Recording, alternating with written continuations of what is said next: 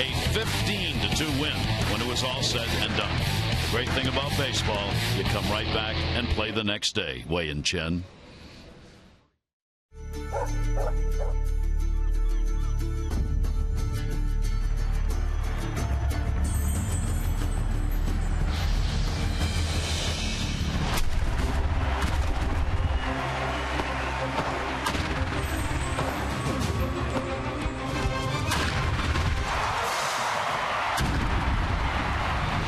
It's the Orioles on Masson here in Birdland. It's recovery night and a beautiful evening. After all the storms last night, clear skies and even a little hint of fall maybe.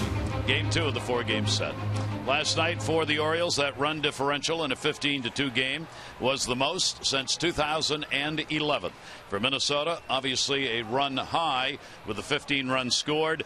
It was one more run than they had scored in the entire 3-game series against the Yankees, series in which they had lost all 3. It was just one of those nights. What is not just one of those nights, though, is what's going on in the season series between these two teams. Take a look.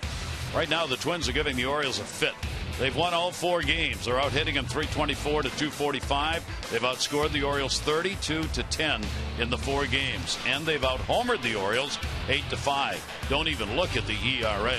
Minnesota pitchers have been really good no matter what the score. And of course, last night at 8.13, that's a result of the big wallop they took last night. So the O's they'll get back in it here tonight, but a Twins ball club not easy to beat. They're really not, and I think the first half of the season certainly playing an inspired baseball. Paul Molitor, who was a genius, I think, when it comes to the game of baseball, really got this team going. This is a guy that came up through the organization, too. After he got done playing his 21-year Major League career, the Hall of Famer went back to the minor league. So he spent a lot of time in player development with the Twins. He knows these players, and he knows how to get the most of them. But right now, the Twins are taking advantage of a lot of mistakes by the Orioles pitchers, and they're a dangerous team. Now, they don't have the offensive numbers that the Orioles have, but they certainly have productive enough hitters to where if you do make mistakes, they can capitalize on it. Now, every big league team, you better execute or you're going to get exposed.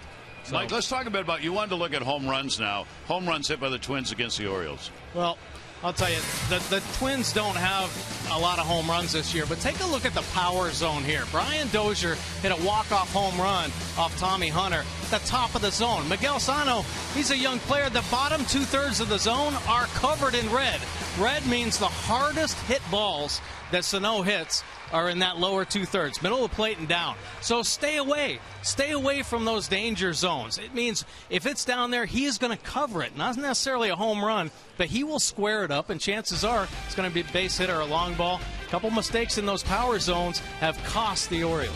And that's why, coming into this ball game tonight where it is High Sox night, okay, we'll just leave it right there.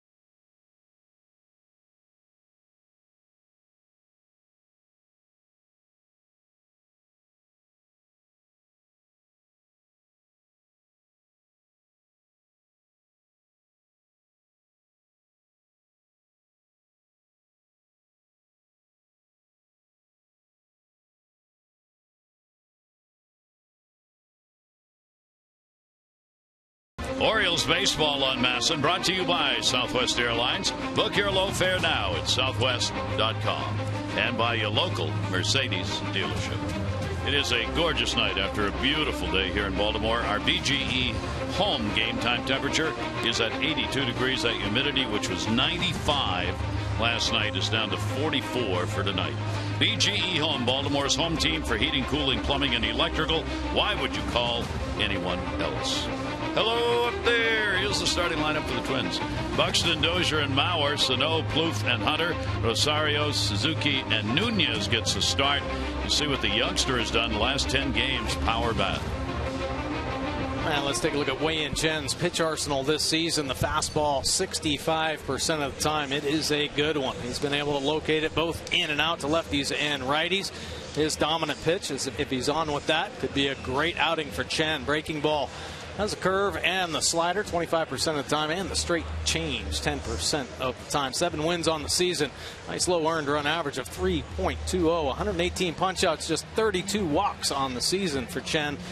Opponents hitting .252. He has given up 24 home runs, but 20 of those have been solo shots and 21 to right-handed hitters. And Chen will look to improve his mark of 3-1 lifetime against the Twins in the start. He does not have a decision against them this year. Minnesota comes in 13.5 out in the division race, but only 3 out in the wild card. So both the Orioles and the Twins very much in the wild card battle. The Orioles just a half a game out of the second wild card spot. Leadoff batter Brian Buxton, and we're ready. And the pitch will be taken down low for a ball. Buxton, the young center fielder, first appearance against the Orioles in the ball game last night. Ended up with a 1 for 6 in the game. 2 for 13 off left-handers. And the pitch by Chen will miss outside. Count goes to 2-0. Chen falling behind early in the ball game. Of course, Wei-Yin Chen known for that great fastball command. Falling behind here early will establish that fastball as this inning progresses. That pitch will be taken up high, and the count will go to 3-0. Chen comes in 10th in the league in fewest walks per 9 innings. He has walked only 32 in 143 innings. 3-0 delivery is taken. It'll be in there for a strike. Chen with the 3.23 ERA, 5 career starts against the Minnesota Twins. 3 ball, 1 strike to the leadoff batter, and got the strike on the inside corner. Eric Cooper is our home plate umpire tonight. If he favors, it'll probably be the pitcher, but not a lot.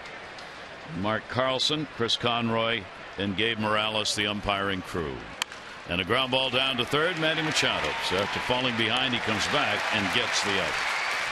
Nice job by Wei-Yin Chen. Nice job by Caleb Joseph. Take a look at the Orioles defense. Reimold, Jones, and Parra in the outfield. Hardy and Scope will be up the middle. Machado and Davis on the corners, and Caleb Joseph gets a start behind the plate tonight. For this Minnesota team, we got 2 lefties going in this ball game. Minnesota against left-handers, 21-19. They are 15th in the majors in win percentage, right in the middle against left-handed pitchers. A little better average, 257 off lefties, 246 right-handers. That one whacked down the line. It'll be a foul ball. And that's the way Dozier hits them against the Mets this year, and in fact in his career. For some reason, he's just one of those guys who gives the Oriole pitchers, no matter who it is, a fit. He really does. I mean, off Wei-Yin Chen this year, 5 for 13 with a home run. He is one of the best high ball hitters in the game. And in our pregame, we talked about or showed a pitch to him that was up at the top of the zone, almost like one of those upside down triangles where he has better coverage on the top or even expanding above the strike zone. Foul back, good pitch as Chen got that one inside on him. Dozier's average doesn't vary a good deal, lefty righty, 254 left-handed, 242 off right-handed, but his numbers way up against the Orioles. He's a 288 career hitter in 20 ball games against the O's. 0-2 delivery, that'll go into the shift, and believe it or not, a base hit. There was hardly enough room for a ball to go through the way the shift was put on, but somehow he found the hole and he's got a single. Yeah, and there are at times in a shift where balls will scoot through just because of a lack of wanting to know who wants the ball worse. You tend to, hesitate a little bit when you're both going for the baseball. That ground ball finds the hole through Scope and Hardy. So now they'll go back to the regular defensive alignment at double play depth against Joe Mauer. Joe's got a 5 for 14 lifetime off Wei Chen. He's been hitting the ball well. He's had a hit in 11 of the last 13 ball games. And the pitch is going to be in there for a strike. Wei Chen, 250 the left-handers, 252 the right-handers. Only 3 home runs have been hit by left-handers against him. The other 21 have been put away by the righties. Parra moves half dozen steps more towards center, giving Mauer the line and right. Tried to come around on that one and fouls it back for an 0-2 count. Well, typically, and then you see Parra filling up that right center gap. Lefties will, good hitting lefties will try to keep that front shoulder and hip in as long as possible. A lot of the good hitters go the other way. The good left-handed hitters cover the whole field. So if they pull the ball, typically they're going to be exposed on that outside corner. Mauer, great consistency throughout his whole career. A professional hitter, uses the whole field. And he does this time down the other way for a base hit. Reimold after it, and he'll get through it in time to hold the runner. Dozier took a big turn at second base with good speed, but holds up. So Mauer's on with the base hit, and there are runners at first and second base with 1 out. And there's the opposite field base hit. Well, take a look at the fastball from Wei Chen. Caleb Joseph wants it in off the plate. It's on that inner third, and Mauer pulls the hands in tight. Takes it the other way for a clean single. Now Sano comes up, and he's batting in the cleanup spot, hitting .378 with runners in scoring position, including 5 home runs in these situations. He is their DH. 1 down. Sano will take the pitch, and it will be for a strike. Take a look at the lowest opponent average with runners in scoring position. Wei Chen leading the way with just that 140 batting average. Martinez, Greinke, Santiago, and Valquez on that list, but Wei Chen bears down, and I think a huge part of that is his ability to locate that fastball where he wants. Gets the strike. So 1 down and 1 up in the strike zone, and Sano quickly behind on the count at 0-2. Sano in the opener of this series, everybody got a lot of at bats in the ball game last night for these two teams. Sano one of them, as he picked up a couple of runs, 3 runs scored, a 2-run homer. Will take the pitch inside. He ended up with a 2 for 4 in the ball game last night. Yeah, pretty exciting young player, just 21 years old. Take a look at Paul Molitor. Nice to have him to go to for questions. He's a lot of major league at bats. Pitch is in the corner and got him. Big strikeout. Sano didn't think so, and turns Derek Cooper, the home plate umpire, and there are 2 down. Sano not as much damage as against lefties. Wei Chen going with his plus fastball. Great location here, freezing Sano. You know, there are a lot of times when runners are in scoring position, you step in the batter's box as a hitter, and you think the pitcher is going to try to trick you, throw off speed pitches, split fingers, anything to try to get you off balance. When you have a fastball you can locate, command, you're at an advantage with runners in scoring position. That's why Chen's had so much success this season. Plouffe is hitting .333 in these situations this year. Trevor Plouffe 4 for 13 with a home run lifetime off Wei Chen, and Plouffe just a couple of points better against lefties than righties. Runners at first and second base. Plouffe will go after it and foul that one back. And the count goes to 0-2. So Wei Chen a chance to get out of the inning after the Twins got runners on at first and second base with only 1 out. Wei has given up only 6 runs in the first inning of the 23 previous starts he's had. Orioles 15-8 in his starts this year. 0-2 delivery will be put up in the air to right field. Parra. He's under it, and that will do it. No runs on a couple of hits, no errors, and 2 are left on base. We'll check the Orioles lineup when we come back.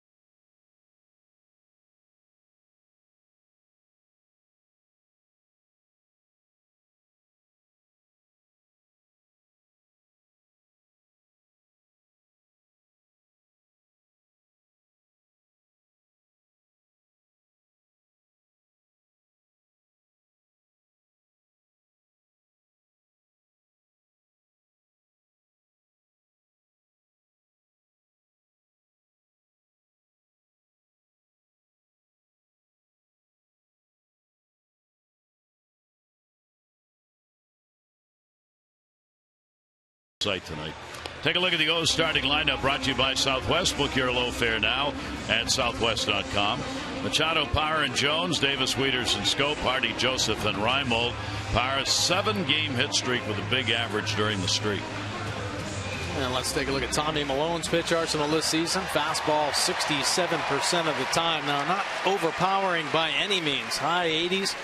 He touched 90, 91 at times, but he can locate it. He's a smart pitcher, much like Wei-Yin Chen, not afraid to throw into righties, which is huge for a left-hander to have success. This year, 6 wins with a 3.65 earned run average, 60 punch-outs in 86 innings of work. And he is a fly ball pitcher 59% of the time. Holding lefties down a 157 batting average. That's why there aren't many lefties in the lineup. A couple of them for the Orioles here, with the right-handers having the big advantage, at least with the numbers. Manny Machado had a hit streak, ended in the ball game last night. He ended up with an 0 for 3, 4-game hit streak concluded. Swing and a miss on a tailing pitch. Machado's got real good numbers off Malone, 5 for 11, with a home run in his career against the left-hander. Shift on against him in the infield. And the off-speed delivery will be taken outside for a ball. For Malone, he's already got a win against the Orioles this year, 1-0. He is 2-1 in his career against the Orioles. 1 ball, 2-strike delivery on the way, and that will just miss down low. Faced the Orioles in Minnesota, gave up a run on 5 hits in 7 innings, and came away with the victory.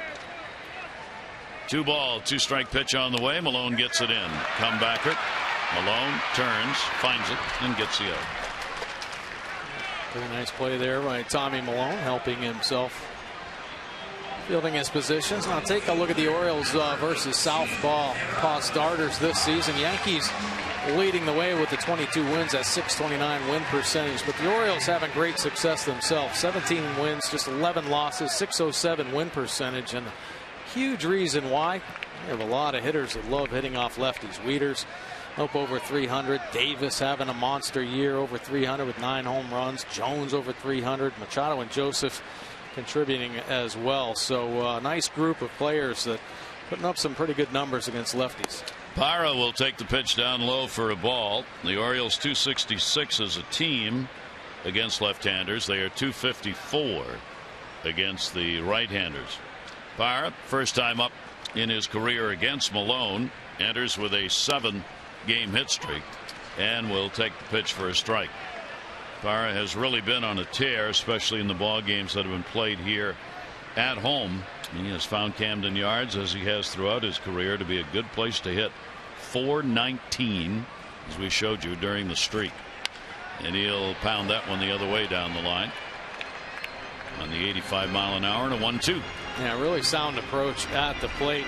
A quiet, subtle load, quick bat speed, and he's been able to pull the ball and slap the ball the other way, so able to make adjustments and really cover the whole plate. He's got cool ball. Orioles hitting coach really loves. Great breaking ball. Tag is put on to get him. There's that off-speed pitch. The Orioles are going to see a lot of that. They saw curveballs last night. They're going to see change-ups tonight, as the 2 pitchers they faced in the first 2 games in this series rely on off-speed pitches to get outs. Yeah, pretty good breaking ball right there, dipping down and out of the zone. Tommy Malone, one of those. He's a pitcher. You know, he knows how to use his pitches. He has the 4 pitches, and he can mix them up and keep hitters off balance, and locates with all of his offerings. So 2 outs here in the first inning. Adam Jones up. Adam had a 1 for 3 in the ball game last night. Adam will take the pitch down low. Adam has been among the top 10 against left-handers in the American League for most of the year. He's hitting at .333 against lefties coming into the ball game tonight. 1-0 delivery to him. Adam on a big cut, pitch down and in again. 1-1. And that's the good changeup. Not an overpowering fastball, but takes enough off that change to get hitters off balance. You really have to gear towards the middle and force yourself to go up the middle or the other way off a pitcher like Malone. 1-1 will be inside. Adams .333 is 9th in the league against left-handers. Xander Bogaerts of the Red Sox is #1 at .388 against left-handed pitchers. 2 ball, 1 strike count. Shift in the infield against Jones. Mauer's the only one on that right side. Adam, another one, throttled back even a little more, and it's 2-2. Yeah, another really good change there. 82 miles an hour. Locates it perfectly. Down and away. Great arm sell. Gets Jones out in front for the 2nd strike. Count goes to 2-2. Left-hander's delivery to Adam will be a breaking ball that will be taken inside. Malone ERA against the Orioles in his starts is 1.73. Really good. That's his 2nd lowest ERA against a team that he has faced 3 or more times in his career. So he's been tough on the Orioles. 3-2 delivery. Jones reaches right where they weren't playing him. He's got a base hit. He took it where it was delivered, and Adam gets a 2-out single. Well, the 3rd changeup right there that Adam Jones saw, and he stayed on it. Take a look at the Twins defense. Rosario, Buxton, and Hunter in the Twins outfield. Nunez and Dozier up the middle. Plouffe and Mauer on the corner. Suzuki doing the catching again. Why not? He's raking against the Orioles. Well over 400 this season. And here's Chris Davis with 2 for 3 in the ball game last night. He's had a couple of home runs off Malone. 4 hits and 11 at bats, and 2 of them have been long balls. 14 home runs against Minnesota's left-hander. Only 2 hit by left-handed batters. Shift on against Davis in the infield. He'll foul it off the other way. Now Chris Davis has put up monster numbers against the Twins this year. 400 batting average, home run, and a double. Seeing the ball well. Have not found a way to get him out yet. Career .258 average against Minnesota with 6 career home runs against the Twins. 0-1 count. He of course has had a dramatic improvement this season when it comes to taking on the left-handed pitchers. And the pitch will be taken down low for a ball. Chris hitting .309 against left-handers and .241 against righties. He's really brought that number up. 1 ball, 1 strike count, 2 down. Adam Jones on at first base. Malone's delivery to him just misses. Malone beat the Indians Sunday. He was coming off the DL. He had an elbow problem, and in the return game pitched well. 5 innings, 4-1 victory for the Twins. He's not had a good second half of the season. 1-2 since the All-Star break with a 6.41. He was .284 before the All-Star game. Davis on a swing and a miss. Came over the top with that pitch. 2-2. Yeah, a little movement on that one. He can cut his fastball as well. That's what Davis just saw there. That late movement, cutting across the plate, down and away. Tough pitch to get to. Lefties, remember, hitting only 157 off him. Left-handers against Malone this year have had 3 extra base hits. 2 ball, 2 strike count. Jones on first. Breaking ball will be tapped foul. Take a look at our Express stat by Express Care, a LifeBridge Health partner. For locations, visit whywaitinther.com. Most extra base hits leaders this season. Donaldson was 63, but this game's featuring 2. Dozier has 59 extra base hits. Chris Davis 54 extra base hits. And these guys have done it with a limited amount of hits. Dozier well up over 50% of his hits have been for the extra base variety. 2-2 delivery's going to miss outside. 3-2. Davis, of course, 34 homers, 20 doubles. Well, let's see. We'll have Jones running in. Mauer's going to move behind him at first base. And Jones talking to his good buddy Hunter out in right field, and tried to throw him out on a forced play at second base last night. So he told him, don't even think about doing that now. 3-2. Jones goes. Malone's delivery and a little chopper that will be fouled off right at the plate. Oh, it's so risky to throw Chris Davis his breaking balls. Fortunately for Tommy Malone, he knows where to put it, just down at the bottom of the strike zone. If that's up an inch or 2 more, Davis has shown the great ability to expand the zone and square balls up. So dangerous throwing the off-speed pitches at the bottom of the zone. Just missing there. Second in the American League in RBIs, 89, home runs, 34. 3-2. Pitch on the way, Jones goes, and that one is fouled off. 81-mile-an-hour pitch that he got way around on, so Malone keeps throttling back on these deliveries. Well, if the Orioles offense continues to pull the ball, he will continue to do that. I mean, that's what he's all about. He's about sensing what hitters are trying to do. He has that good feel for it. See Tommy Hunter and Adam Jones still talking about Kirby's trying to move him over to the Kirby's line. Out there too. Move over, move over. So Davis going to have the gap. 3-ball, 2-strike count. Wayne wants to coach both outfields. One positively, one negatively. Runner goes, pitch inside. Davis. Quality of bat right there as he's able to pick up the free pass. So we got 2 on, 2 down, and who's not brought to you by American Standard. Matt Wieters been hot, 8-game hitting streak, 367 homer, couple RBIs. Byron Buxton recently called up, but this season versus left-handers, 143 with 7 punch-outs. Celebrate the season with the American Standard All-Star event. Visit MidAtlanticComfort.com for amazing rebate and financing opportunities. Wieters 242 with runners in scoring position. Opportunity here, runners on at first and second base. 2 down, no score, first inning. Last night, the Minnesota Twins went 9 for 17 with runners in scoring position, and in doing so, they have passed the Orioles. They are now number 1 in the American League in that category. The Orioles have dropped down with a 285 mark, just 3 points behind the Twins. 1-0 pitch on the way, and that is a strike on the inside corner.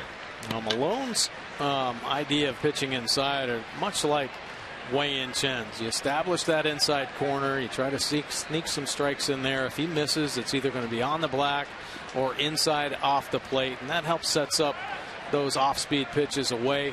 A change up his primary off-speed pitch. And foul back over the screen. So Wieters with a 1-ball, 2-strike count. Yeah, you try to get hitters to be a little quicker in there. No, it's not 95, 96 mile an hour fastball. You still have to have the quick hands inside, so hitters start to cheat a little bit at times. Malone's one of those lefties that senses that and then starts working away, softening his pitches up, and that's why the Orioles have to stay true to up the middle or the other way. That type of philosophy, you know, hitting coach Scott Coolbaugh mentioned 1-2 delivery, and that's going to miss, and a good block made by Suzuki will hold the runners. Matt this year better average against lefties and righties, 313, 271. He's had 3 of his 5 home runs actually against left-handed pitchers. The Orioles were 3 for 12 with runners in scoring position. That's a lot of chances in a ball game you lost 15-2. 2-2, runners off first and second base, down to third. It's fair. Looks to second, decides to go to first, and Plouffe will get the out. So no runs on 1 hit, no errors, 2 are left on base, 1 complete. Game 2 of a 4-game set.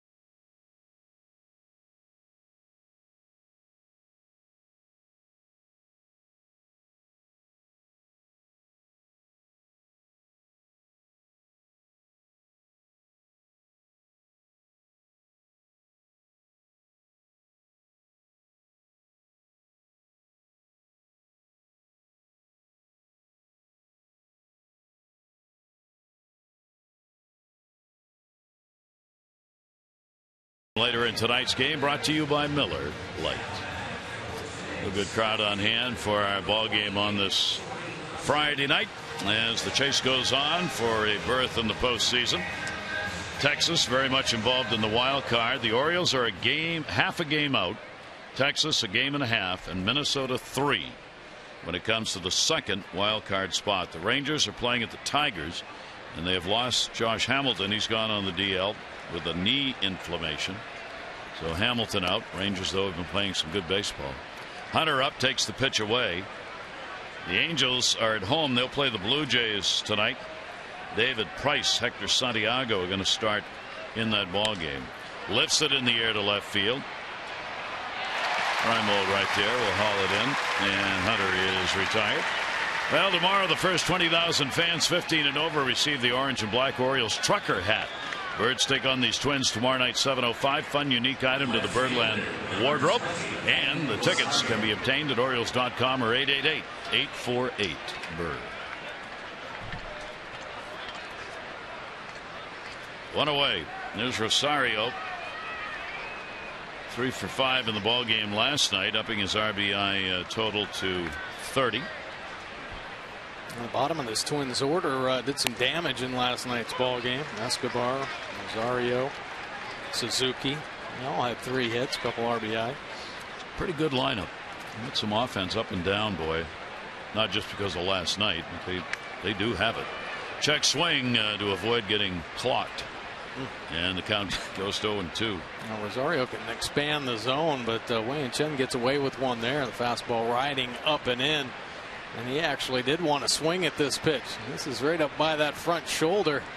He turns the hips like he's going to hit a home run, but whoa, this one might hit me. So he ends up checking his swing. Fortunately, hits the bat.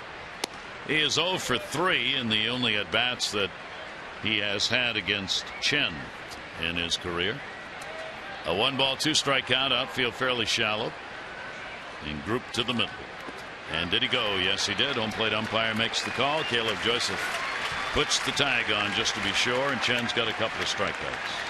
You can really expand the zone on him. Hard slider down and away. It bounces over in the other batter's box right at the front of it. You see him reaching out there. Let's get the call. Hot bat in the lineup right now for Paul Molitor's ball club, trying to get to 500. They're only a game under right now. Is Suzuki. He's got a 4-game hit streak. Big 3 for 5 in the ball game last night, and he will foul that one back. He's had a couple of hits and 8 at bats off Wei and Chen.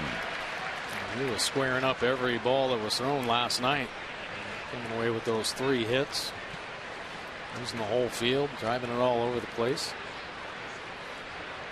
His last 7 games against the Orioles, he's hitting .429. So yeah, he feels good against his team. Coming into the ball game, he carries a hit streak of 5 games on the road, where he's been putting up his good numbers. 1-1 delivery on the way to him, and that one will be fouled away. Wei and Chen, the free agent. While the wins and losses have been harder to come by, 7-6. Certainly the ERA at 3.2 has garnered attention. And the fact that the Orioles have won 15 of the 23 starts he's made, he's got the best percentage of any Orioles starter in that regard of games the team has won when he's started on the mound. Turns on that one, and it will be back over the screen. Caleb Joseph going, can somebody show me the radar on that, because I don't know where it is. Those are the hardest, like for outfielders.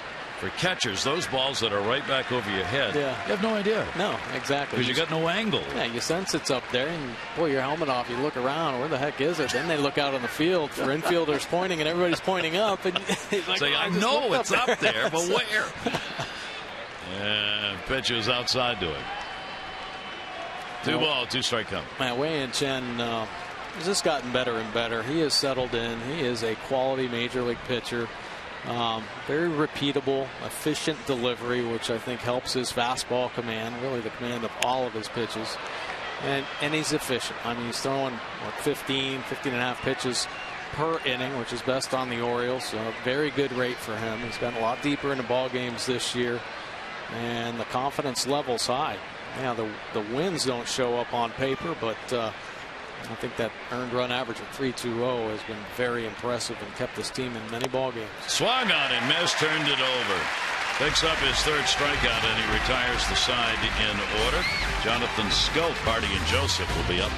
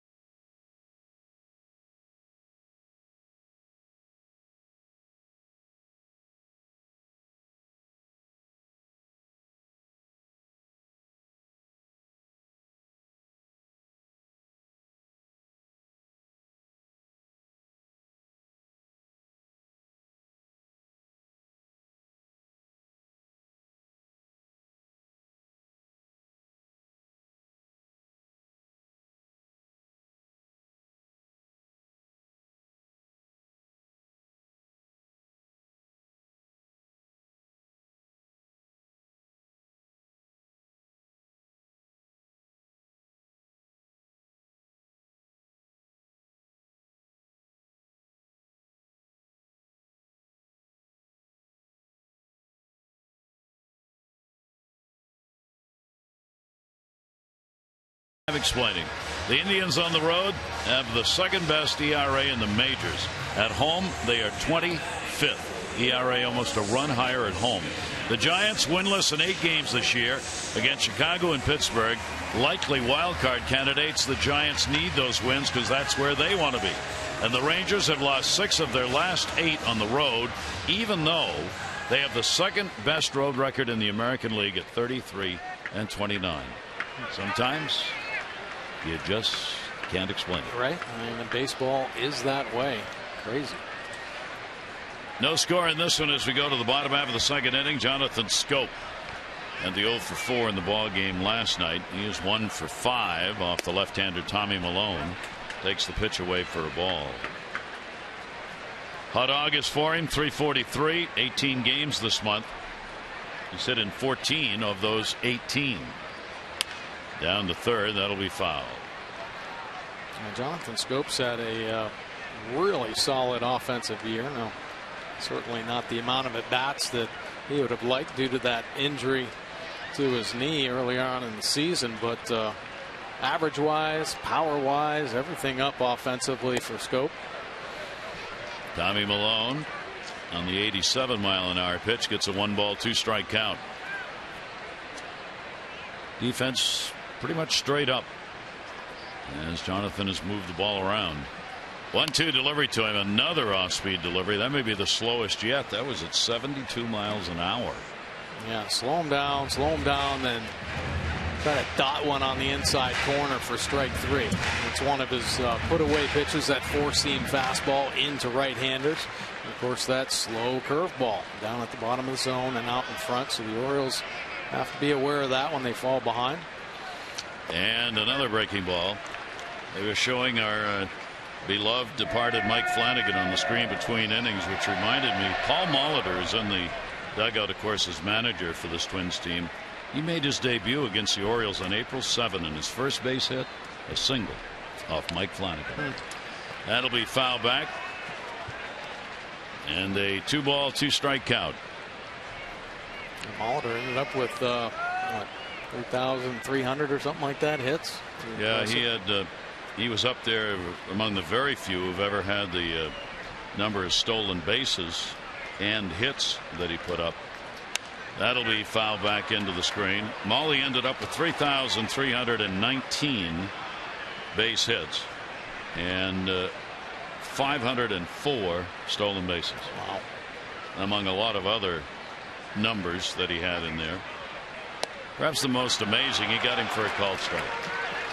That's that four-seam fastball. One of the slow hitters down. He threw a couple breaking balls in there to Jonathan Scope, and then boom, just freezes him. It's only 88 miles an hour. You keep changing the pitches, changing the speeds. And even good hitters get locked up on 88-mile-an-hour fastballs at times. That one, borderline. All goes his way. I was going to say on Paul Molitor, one of the amazing things, he's one of the few players who move positions, substantial changes from second base to center field to third base. That one right field in the power alley. Long way out there. And Hunter goes over to get it, and Hardy is retired. Well, a Maryland Lottery contestant of the game, Gene Cook from Baltimore, $500 for being selected, $500 more for every Orioles home run hit. Play baseball buck scratch-offs, win up to $50,000. Enter non-winning tickets for a chance to be the contestant of the game. Visit mdlottery.com/baseball. Good luck, Gene. Caleb Joseph up, 2 down, nobody on. 0 for 3 off Malone. Came in late in the ball game, ended up with a 1-for-1 last night. Caleb Joseph is having a monster August. 333, 4 home runs, 13 RBI for Caleb Joseph. He has really picked it up this season. Ground ball right into that shift, played at second base by Dozier, and he's got him. Side retired, 1-2-3 by Malone. After 2, the ball game exactly what you would think after a 15-2 score last night. Scoreless.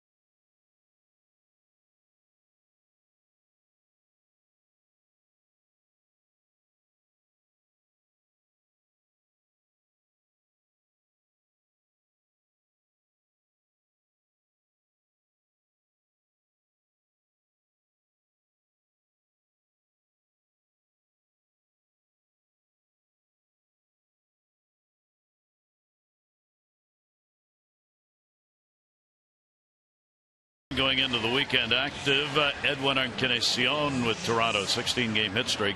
Right behind him, Hechavarria of Miami at 13, and Matt Kemp 12 with San Diego. Getting on base, Nelson Cruz keeps doing it.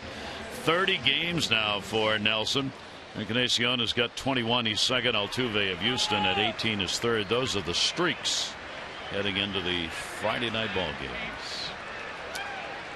Wei-Yin Chen, no walks, 3 strikeouts.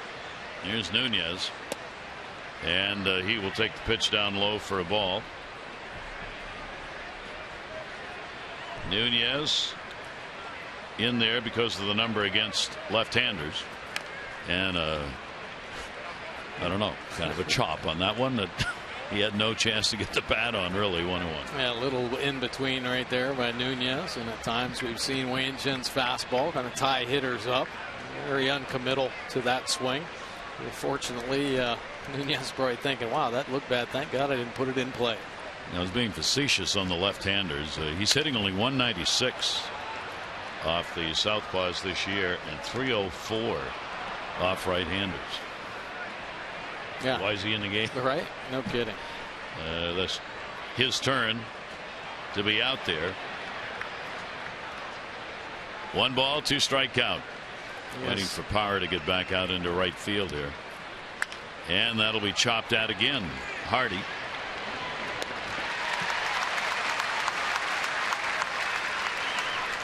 Tomorrow, help launch the new Orioles Pet Calendar 2016 and support Barks, the Baltimore Animal Rescue Care Shelter. The Brock, Britton, Gonzalez, Gosman, Hardy, Wieters from 11 to 1 at Barks. That's at 301 Stockholm Street near the ballpark. Special autograph session. Get a calendar, get an autograph, and support Barks. You can find more at Orioles.com/pet calendar. Buxton bunting. Beauty. Base hit. He's got speed and laid it down. Paul Molitor was saying after the game last night, because they had 3 infield hits in the game, Paul said, look, took one look out there. It had been damp. It was wet. The grass is up a little bit. The ball's dying on it. I told the guys, bunt. Well, he did. Yeah. You take advantage of what's given you. Paul Molitor, he knows what's going on. He can tell how a field's playing.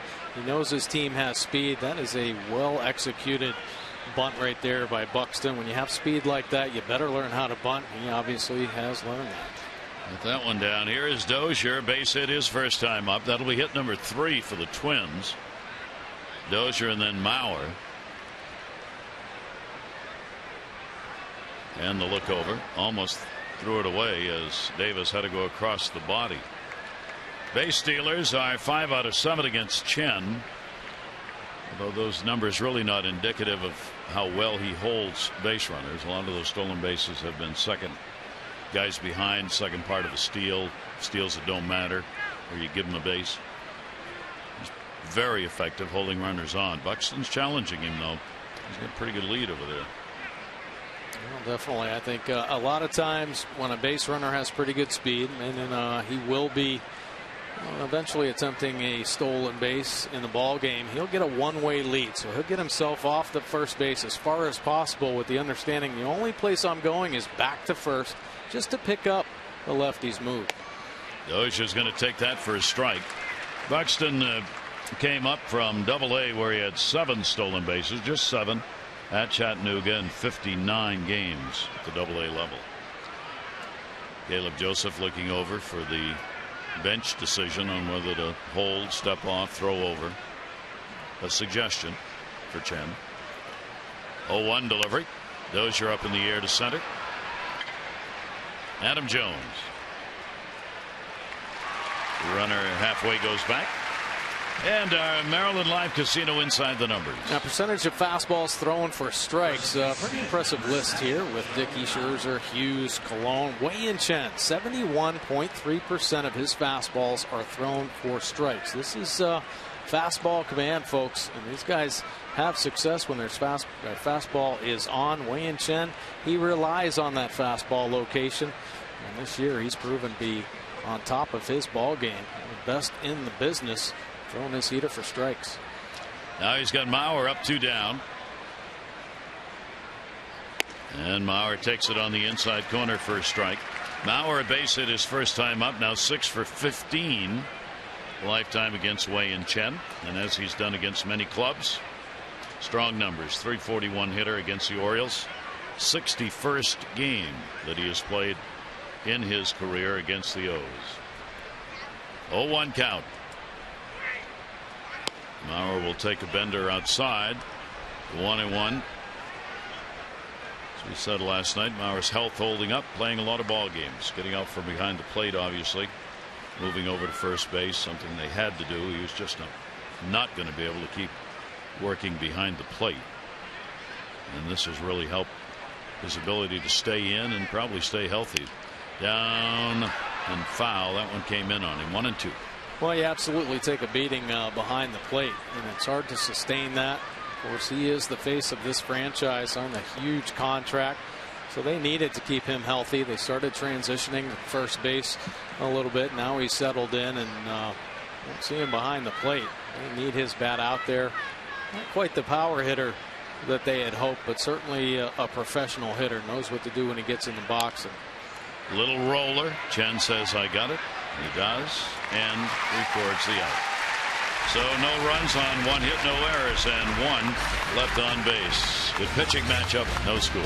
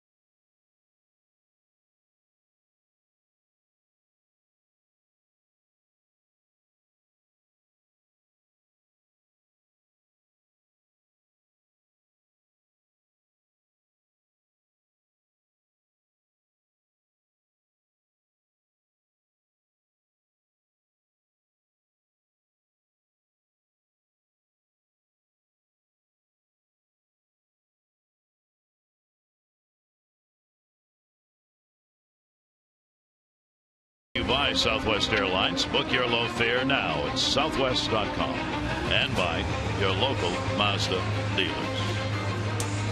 I got a boat just like that. That's right.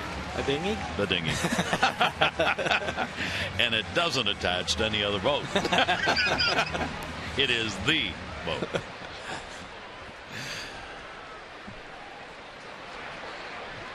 Good to have you with us here on this Friday night. Gary Thorne and the erstwhile sailor of all lands, Mike Bordy. Yes. Nolan Reimold batting ninth in the order, playing in left field tonight. Tommy Malone's pitch to him as a strike. Nolan with the 0-2, getting in the ball game late last night, is 1 for 3 off Tommy Malone. 0-1 delivery to him, outside for a ball. Urruti has had a chance in left field of late. Got that walk-off home run. Reimold's been coming in and out in left field a bit. 1-1 delivery, foul back, but nobody has secured the position. Buck Showalter definitely looking at the matchups. Reimold hitting .304 this year against lefties, so an opportunity for Nolan to put up some more numbers here and try to prove himself worthy of being out there every day. Look at Henry.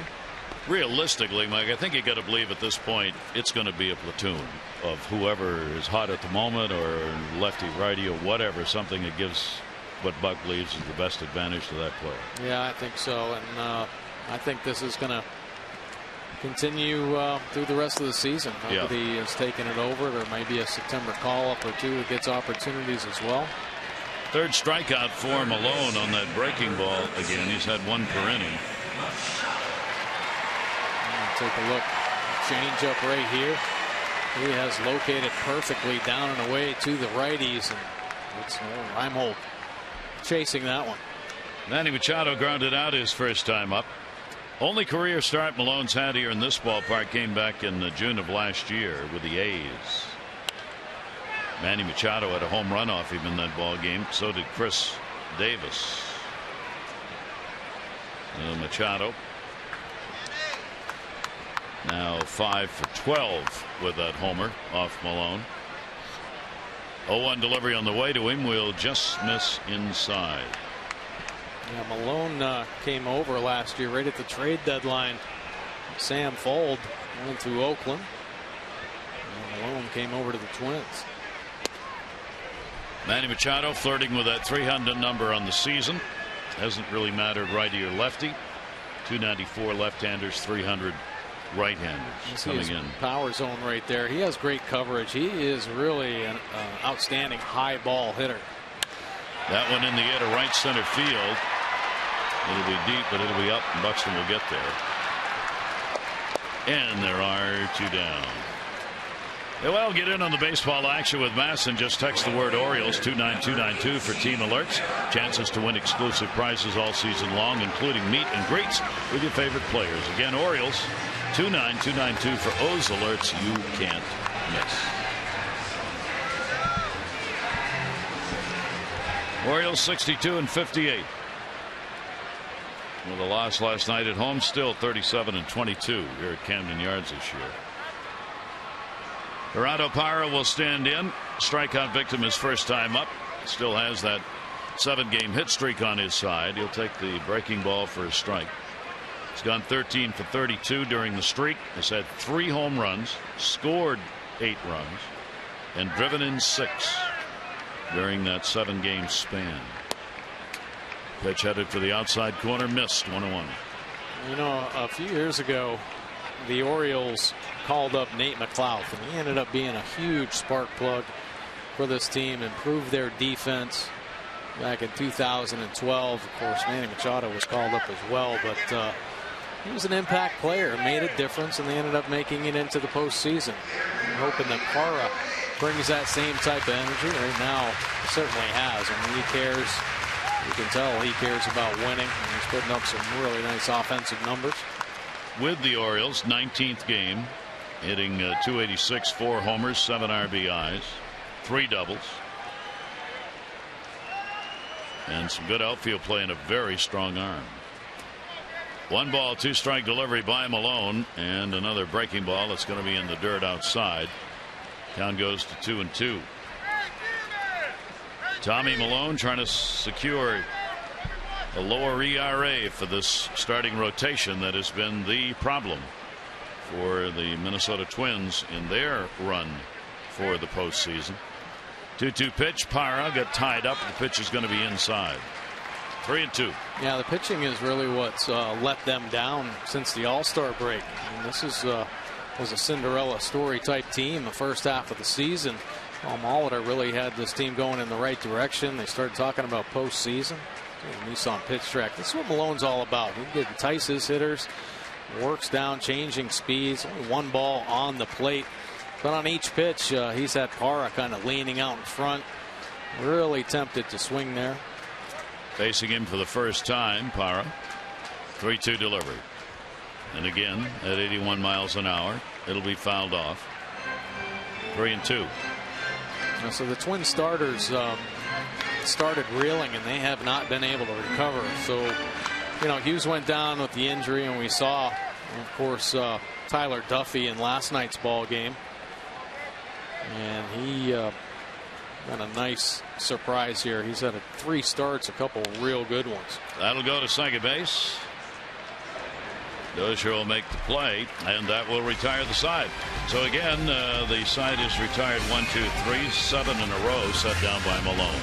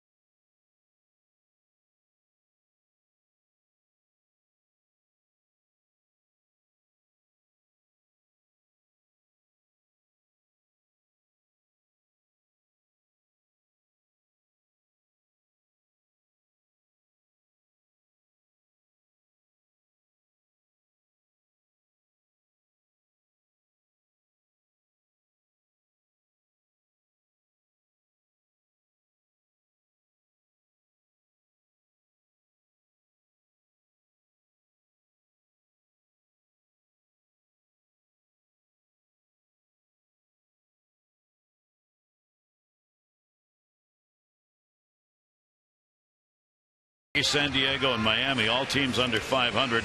Nationals need some wins, 4 behind the Mets in the division. Dodgers, they've lost 7 of their last 12 and their last 5 road games. They still lead the Giants by 2.5 in the division.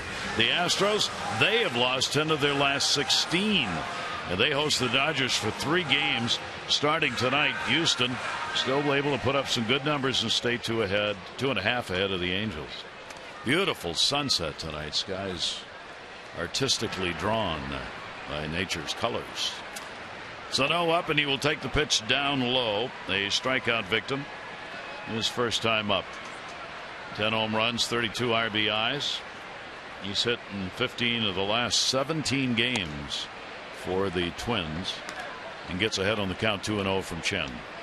Yeah, you better be careful with this youngster. Nobody's really found a way to consistently get him out, expose him. That's going to be a base hit. He has such power, and he's got 6 hits now in 13 at bats against the Orioles this year. Well, it's now time for you to tweet your strongest fan photo. Use O's Couch Cam. You might see yourself in an upcoming broadcast brought to you by T-Mobile. Plouffe flied out to right field his first time up, hit number 4. Leadoff single here in the 4th inning. First leadoff man on. Chen gets 66% of leadoff batters out. Twins 0-4-0. The Orioles 0-1.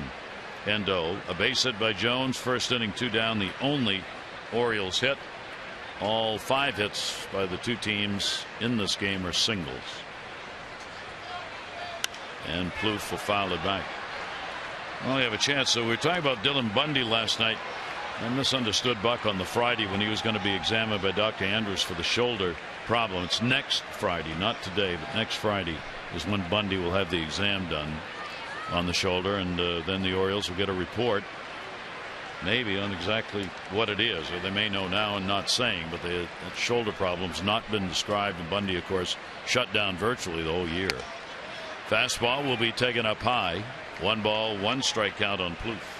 Yeah, unfortunate, because there was a lot of anticipation about Bundy really coming in and helping the Orioles about at that midway point of the season, and major setback there. 1 ball, 1 strike count, short lead. Sano at first base. Chen's delivery is hit hard. That'll send Jones back. At him on his horse, way back on the warning track, and he's got it. Had that one lined up with another real good jump, and Plouffe is retired. Well, tomorrow afternoon, don't miss your chance to meet O's catcher Steve Clevenger, signing autographs at the Medell Sporting Goods Store in the Perring Plaza Shopping Center, noon to 1. That's in East Joppa Road in Parkville. Jonathan Scope, originally scheduled, not attending. The Orioles apologize for any inconvenience there, but Steve Clevenger will be there. You can get more at Orioles community events going to OriolesReach.com. There's Steve. Hometown hero. A dream of his, playing here at Camden Yards. Used to come here as a kid. Hunter will take the pitch up high. Flied out his first time up. Tough times continue for Torrey Hunter at the plate. 1 hit in his last 30 at bats. And he's had 11 strikeouts over that period. Chen with a 1-0 delivery to him, and that is going to miss inside. 2-0. Good fastball there, though, in off the plate. Certainly has established the heater. Made hitters aware of that pitch. Always good numbers against the Orioles prior to this year. 307 hitter in this ballpark, and a big cut that he can't connect on, and a 2 ball 1 strike count.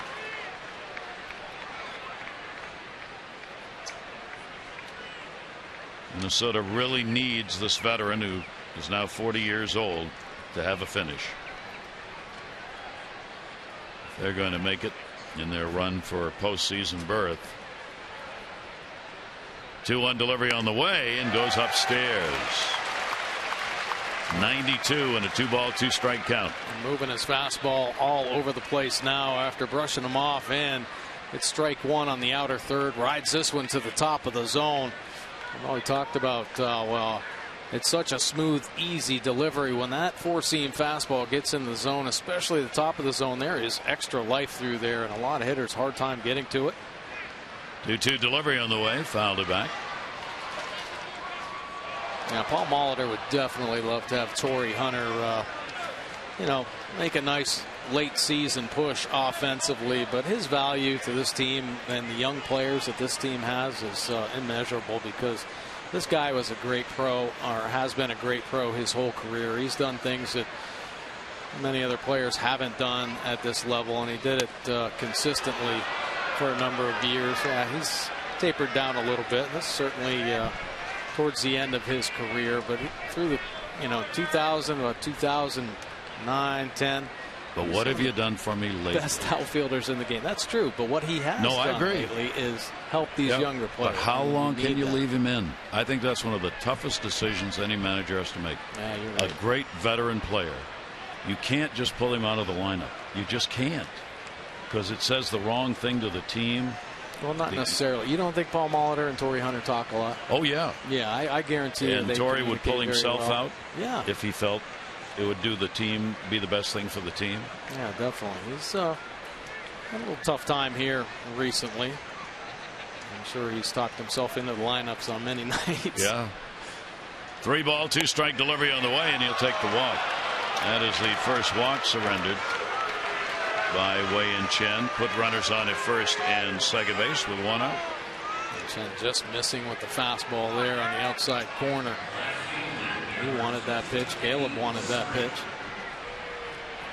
No score in the ball game. That'll be Rosario up. First inning, there were 2 on and 1 out, and Wei and Chen got a strikeout and a fly ball out to end it. Now Rosario, who is a strikeout victim, gets the opportunity. 0 for 2 in the ball game with runners in scoring position. 9 for 17 last night, and a swing and a breaking ball he had no chance on that time. Good pitch. Real nice slider, well located, outer third. Really have to take advantage of Rosario's aggressiveness. Good numbers with runners in scoring position, but man, can he expand the zone. So get ahead and go to work. Don't put anything on the plate. Let him keep swinging. Double play depth here. Went away, refused to go after it. You saw that 299 number he's got with runner in scoring positions. One of the reasons Minnesota's taken over that top spot. The Orioles are now third, but teams are separated by about a point apiece with Minnesota, Toronto, and the Orioles. 1-1 delivery on the way. Came in, jammed him. Silo shot. Joseph in foul territory. And he's got this one. Big out again. And rode the four-seam fastball up and in. Rosario swung at that pitch in his first at bat. Chen attacks it again and gets it. Well, Chen continues to do what he has done better than anyone else. And that's get runners out when there are runners on. And here is Suzuki. Suzuki, a strikeout victim his first time up. Now 2 for 9 lifetime off Wei and Chen. There are your 2 base runners. Good speed at second base. Sano. Hunter on at first. And the infield can back up with 2 down. And the pitch is going to be there for a strike. Suzuki got a 289 number with runners in scoring position as he stands in. Cubs continue their run for the postseason. They got another win today against Atlanta. So the Cubs remain in a search for the wild card spot. They're in a position with the Pirates right now. San Francisco's 4 games out of the wild card. The wild card in the National League certainly not settled, but Pittsburgh and Chicago certainly have a little room in those positions right now. Chicago's going to have to do it. The Cubs through the wild card spot, because you got the Cardinals with 77 wins leading the division. So you could have the top 3 teams in the Central all going to the postseason. 0-2 count. Chen's delivery will be up high. Suzuki takes 1 and 2. I really like the way Wei and Chen's throwing the baseball right now, mixing up all of his pitches and great command of all of his offerings. Take a look at the distribution here. The fastball 65%, breaking ball mixed in the curveball and the slider 17%, but that changeup has come up big, locating it very well down in the bottom of the zone. 1-2 is off the fist. This is going to be a tough play, and the runners will stop on all bases. They're loaded. Another infield hit on a squibbler that once it got by Chen is going to be unhandleable as far as the defense was concerned. Suzuki picking up base hits all over the place against the Orioles. Chen trying to run it down. Schoop was going to barehand it, but wise decision there. Chen picking up the baseball, keeping everybody intact. Don't want to waste a throw. Potential mistake there. Wise decision to eat that ball. So the base is loaded, 2 down, no score. Here in the 4th inning, and Nunez, the number 9 hitter, is coming up. He's 0 for 2 with the bases loaded this year. Eduardo Nunez.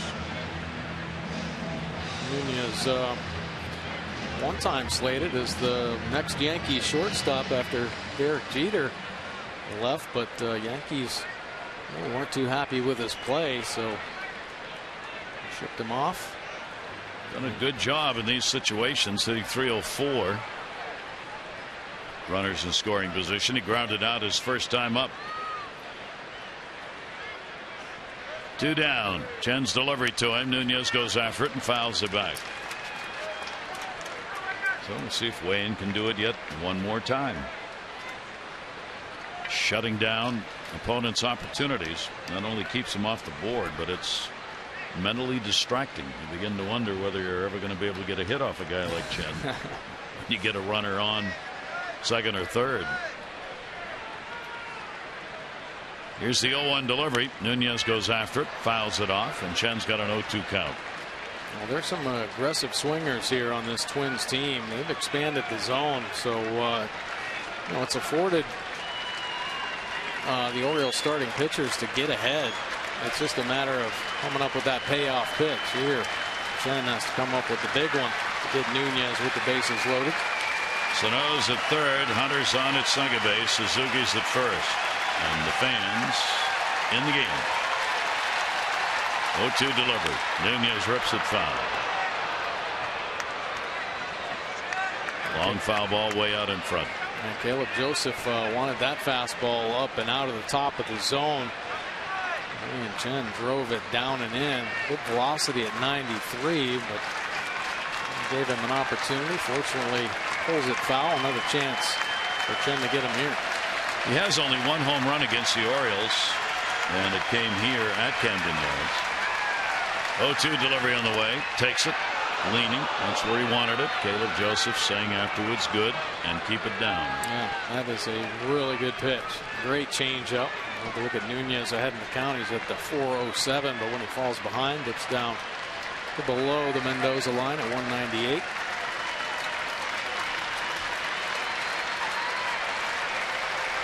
Bases loaded. 1-2. Nunez takes. Nope. Mark Carlson, the call. It's going to be close. The hard slider down and in. Take a look. He did hold up. 2 ball, 2 strike count. One of those big moments that arises in a ball game is right here. 2-2, 2 outs. Nunez goes after it, and another one. Foul. Really coming halfway out of his shoes on that one, up to get it. Yeah, turning on the fastball. Pulled a couple good fastballs from Wei and Chen. I think that off-speed pitch might get him. Busy inning on the mound for Chen, with 27 thrown. Pitch count up in a hurry at 70 already. 2 balls, 2 strikes. Again, Nunez. Chen really thought he had that one. He stared over at third base rather than in to the plate. A couple real close pitches here in this inning. Take a look at the Nissan pitch track. That fastball just off the outside corner. Just missed one to Torrey Hunter as well. So the 8th pitch of this at bat coming. Sano, Hunter, Suzuki, the base runners. They'll be going here with 2 down. 3-2 delivery. Nunez rips another one foul. 3rd souvenir he's launched into that same section. Well, on the change, gutsy call there. This belief in the off-speed pitch. 3-2 from Caleb Joseph, and Wei and Chen was committed. Just up a little bit to Nunez. He keeps this at bat going. 8 walks, 27 strikeouts for Nunez. Chen taking an extra moment,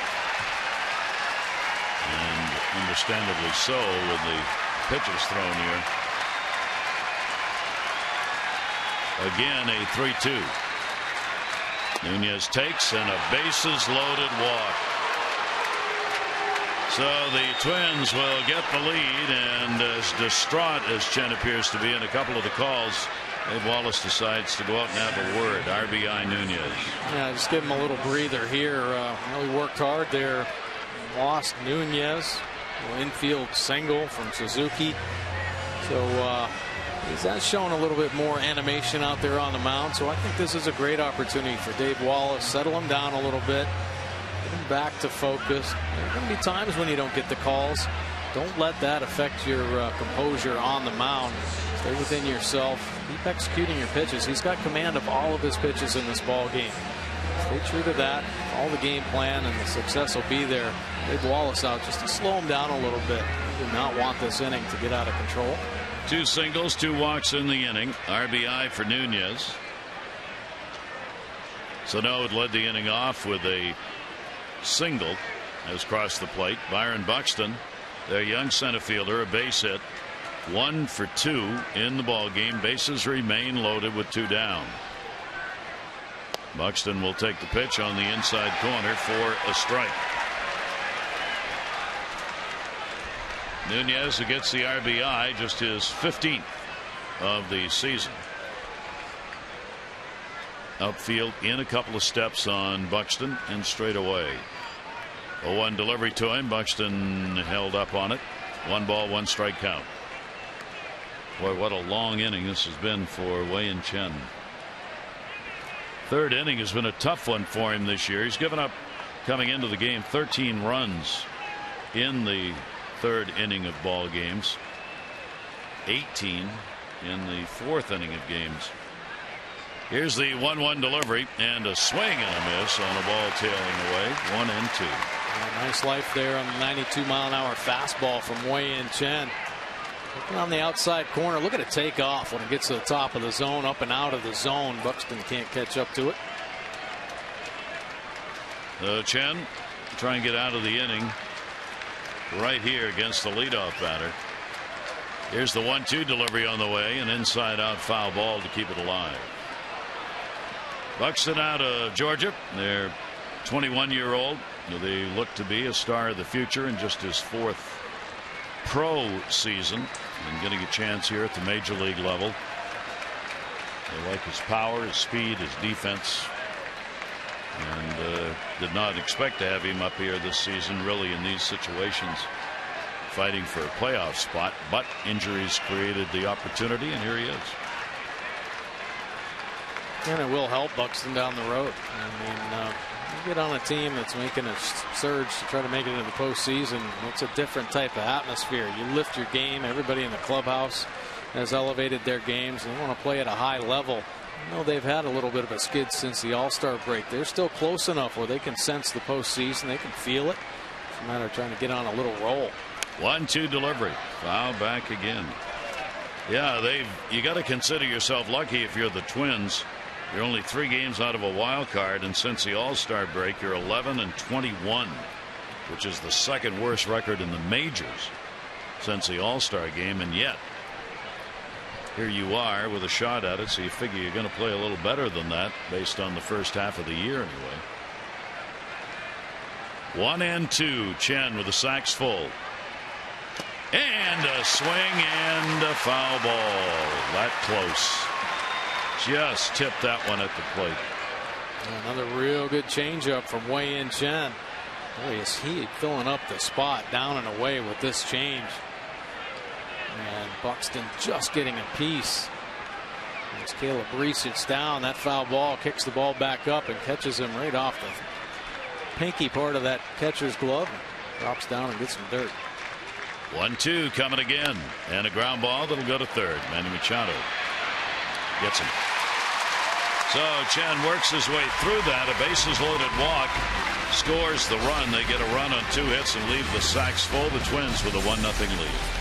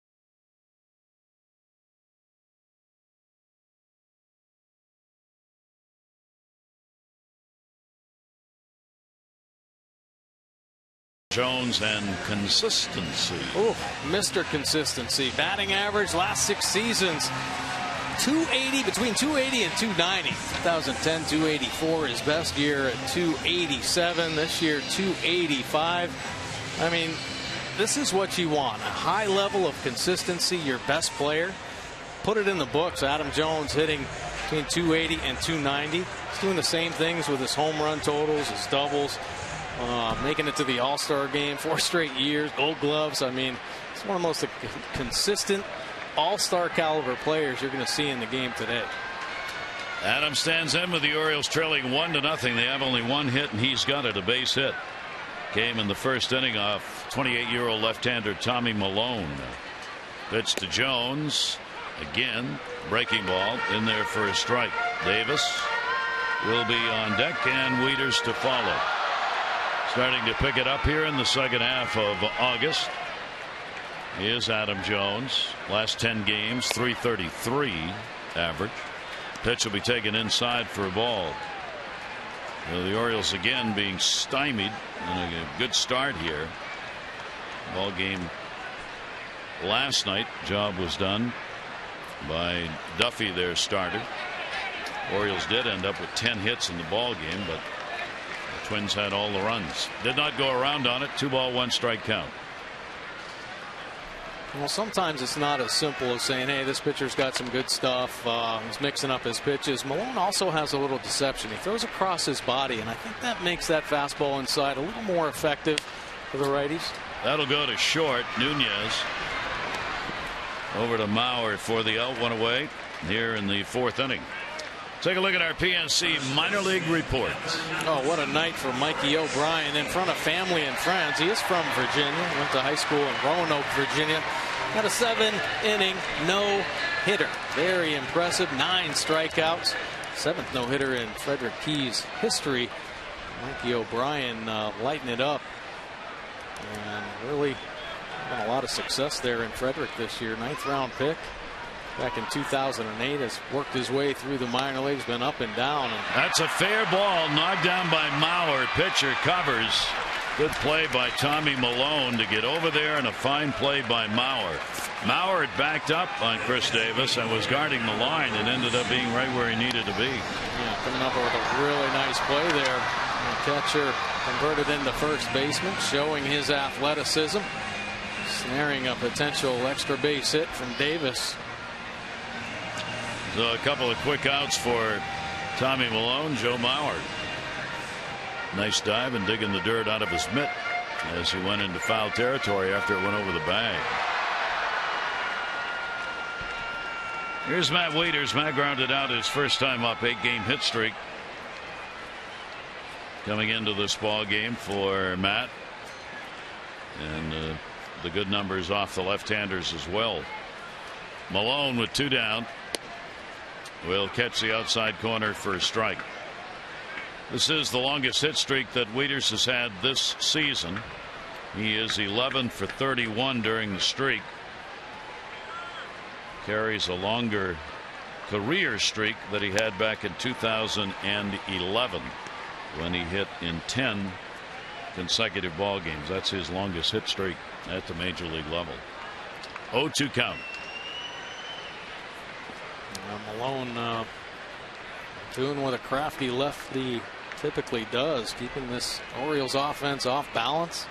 0-2 and a swing and a miss. So that's going to be strikeout number 4 for Milone. He retires the side in order, and he's set down 10 in a row.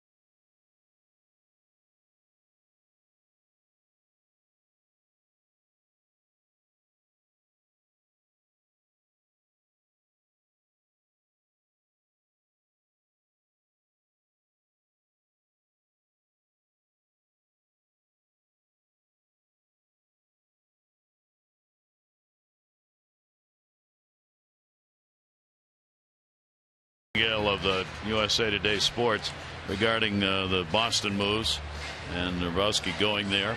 Baseball's general managers are experiencing the emotions long felt by their players. Anger, heartache, bitter resentment of being released, traded, demoted. Loyalty, there is none. Performance, what have you done for me lately?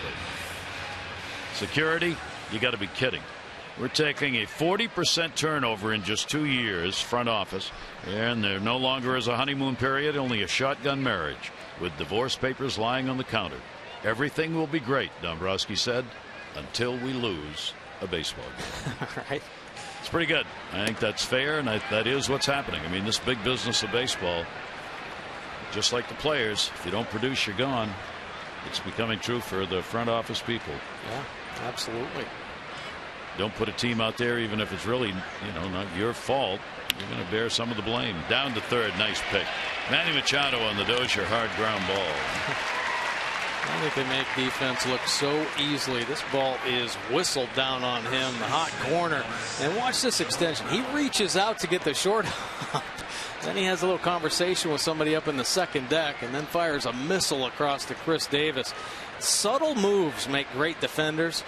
Here's a little subtle move with the glove and hand from Manny Machado to get that first out. Bobby Dickerson, who takes care of the infielders and who works so much with Manny, making the move from shortstop to third secretly on minor league fields. Pitch is taken 4. Strike. Both pitchers cruising along now, throwing a lot of Ks. Mauer, the base hit. He's 1 for 2, grounded out. 82 pitches thrown by Wei-Yin Chen. And Mauer will go after that one and foul it off. You got to love the game.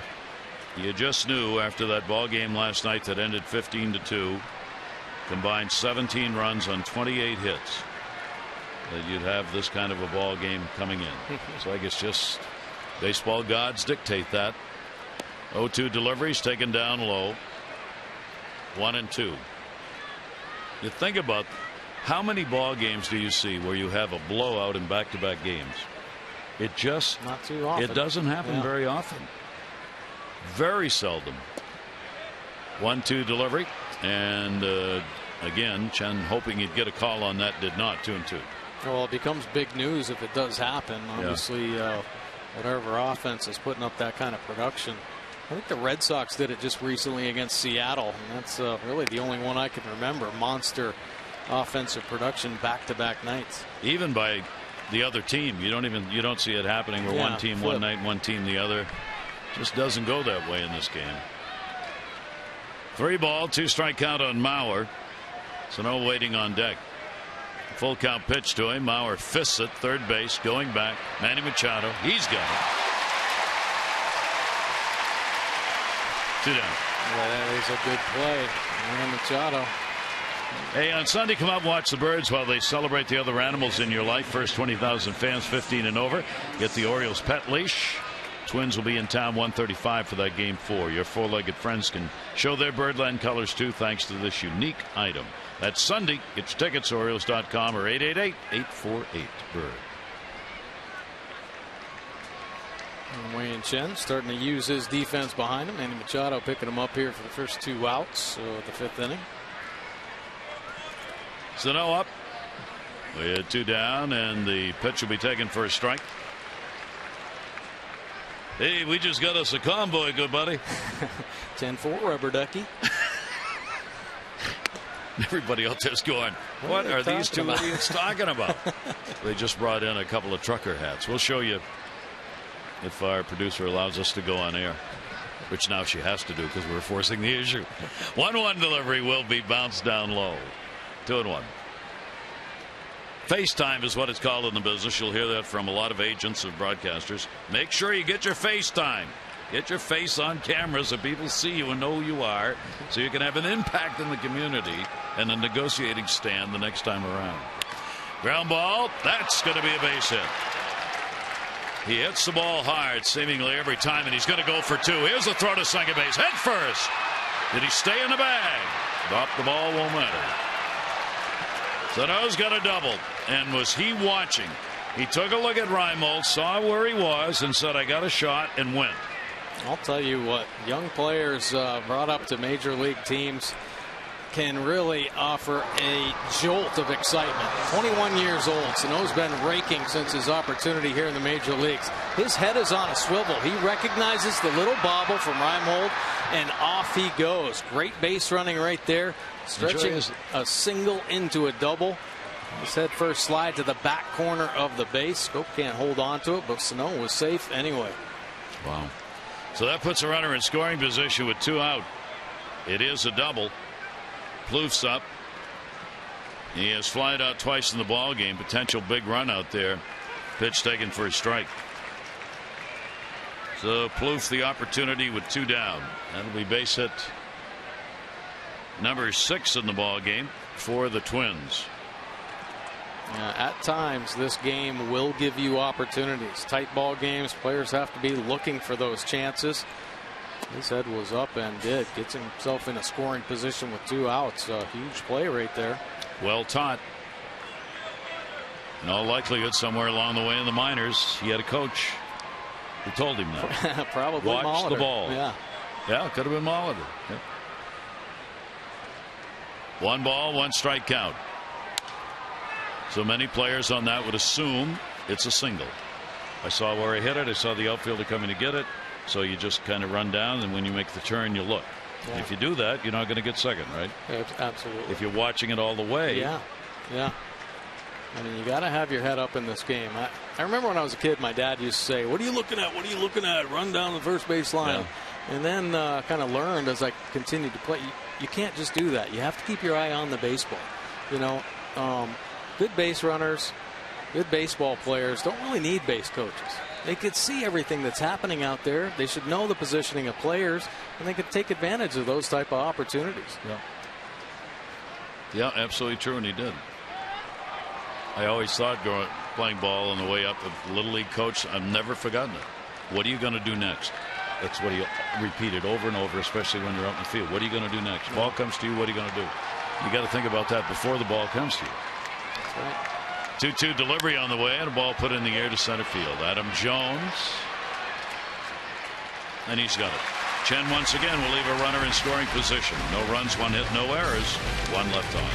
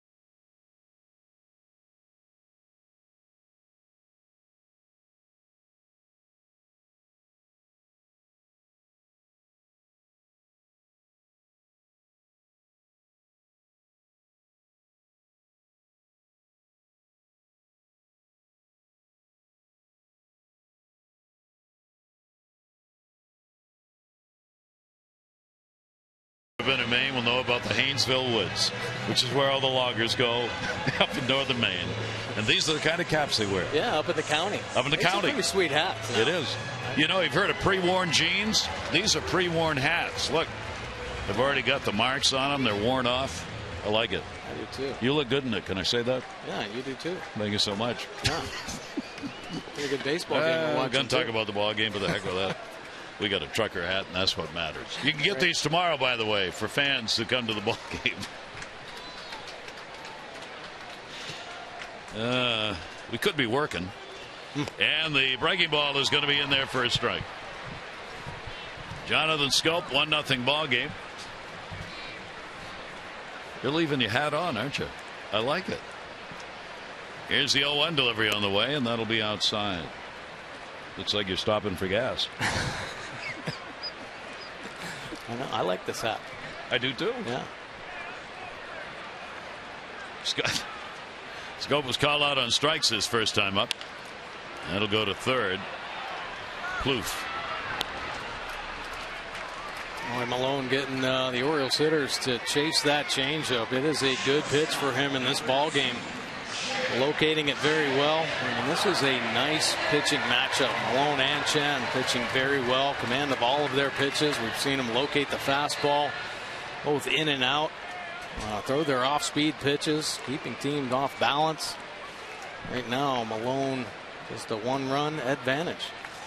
11 in a row retired by Malone. Orioles have not had a base runner since the walk to Davis back in the first inning. And the Orioles got a couple on and could not score with 2 down. Base hit by Adam Jones in the first inning. That's it for the Orioles. Hardy will take the pitch outside. A very typical ball game for Wei and Chen. All of them have seemingly been 2-1, 1-0, 3-2 ball games. 1 ball, 1 strike count. Hardy will take the fastball away. Fly to right his first time up.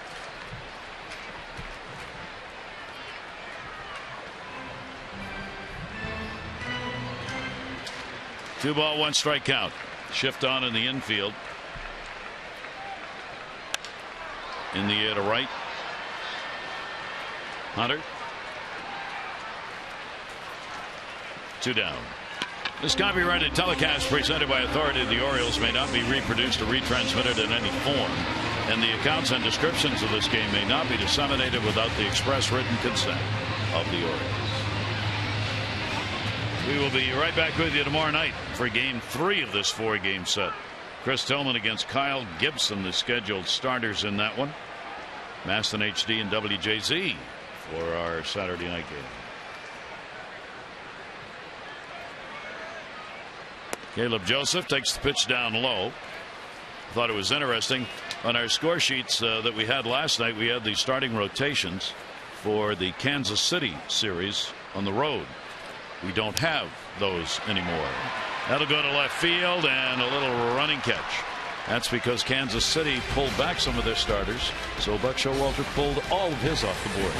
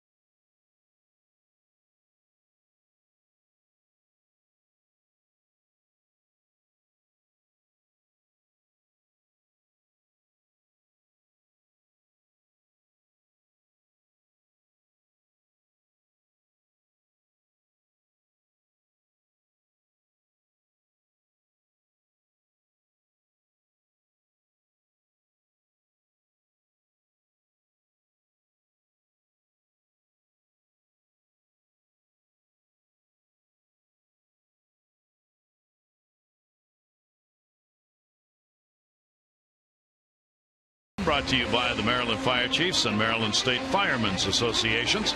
Email mdfirevolunteer@gmail.com to volunteer with your local fire, rescue, and EMS.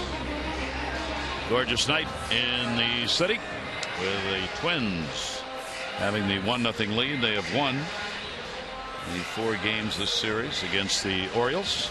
It is High Sox night, and fans have them on here at the ballpark. A lot of orange. Wei-Yin Chen, solid. Couple of walks, 3 strikeouts, a run on 6 hits. And the pitch will be taken by Hunter, who has drawn a walk and flied out. Chen has now thrown 18 out of 24 first pitch strikes.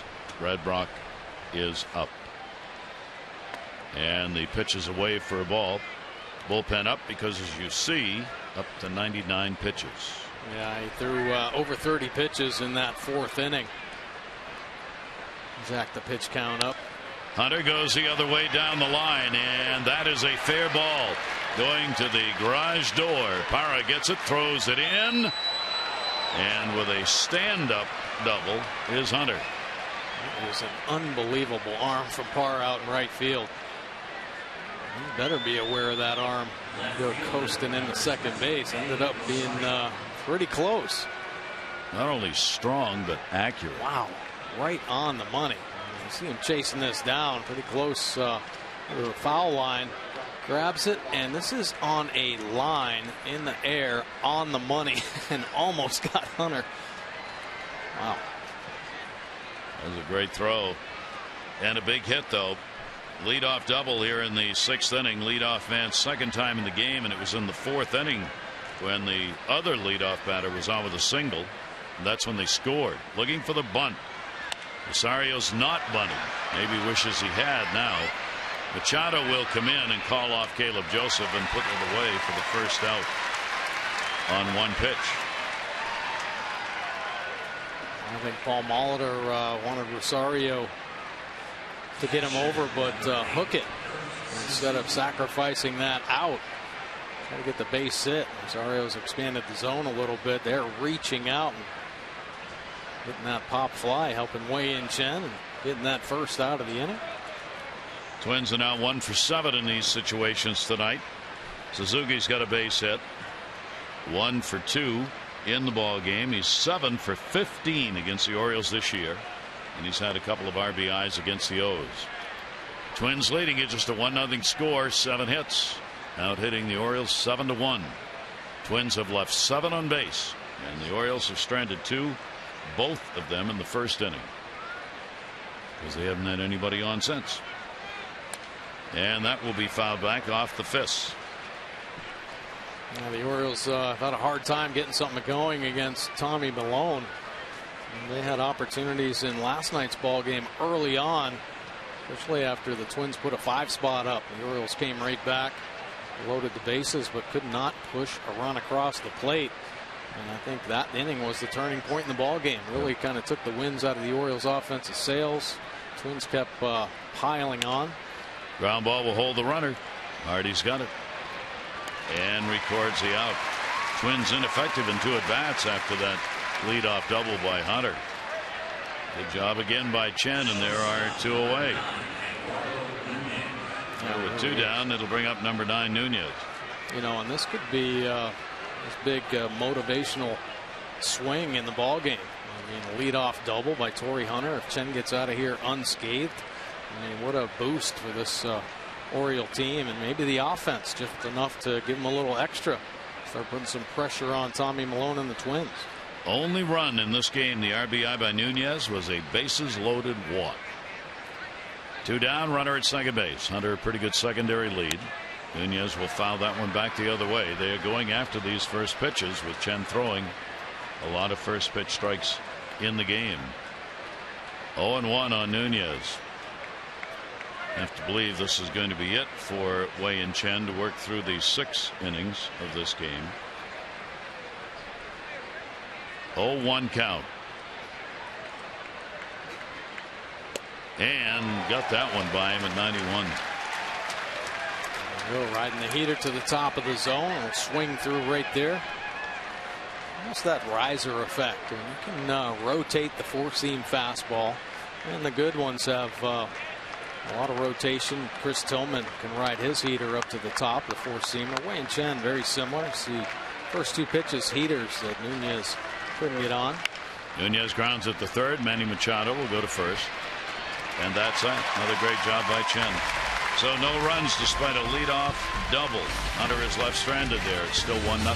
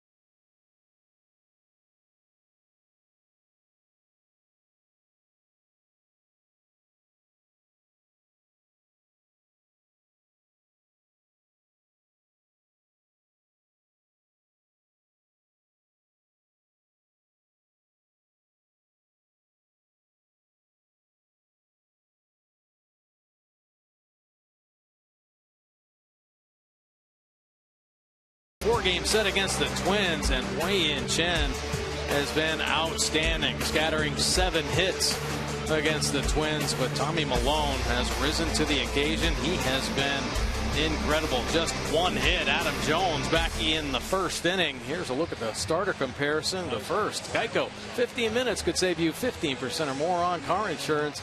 Visit geico.com for a free rate quote. Pretty impressive lines here. Tommy Milone, 5 innings, the 1 hit. Wei-Yin Chen, 6 innings, scattering 7 hits. Couple walks, 3 punch outs. Chen probably out of the game with 106 pitches, but Milone very efficient working into the middle part of this game. And here's Nolan Reimold, number 9 hitter. Strikeout victim, his first time up.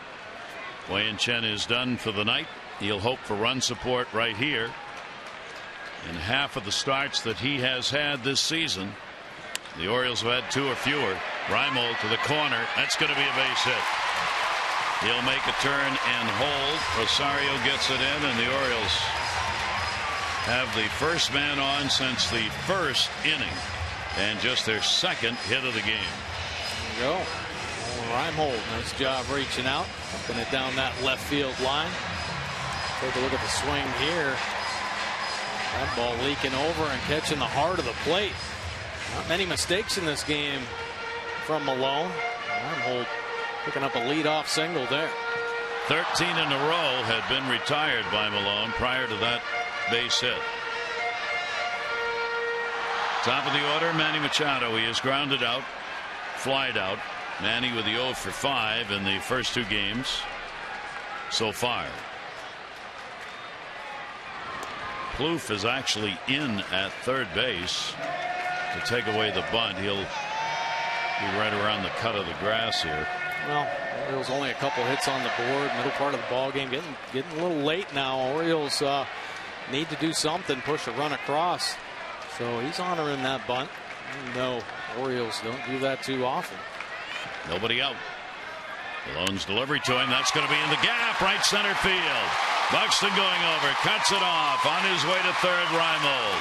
Orioles cover the corners to start the 6th. Boy, what an approach by Manny Machado. About time you start seeing some hands coming inside the baseball.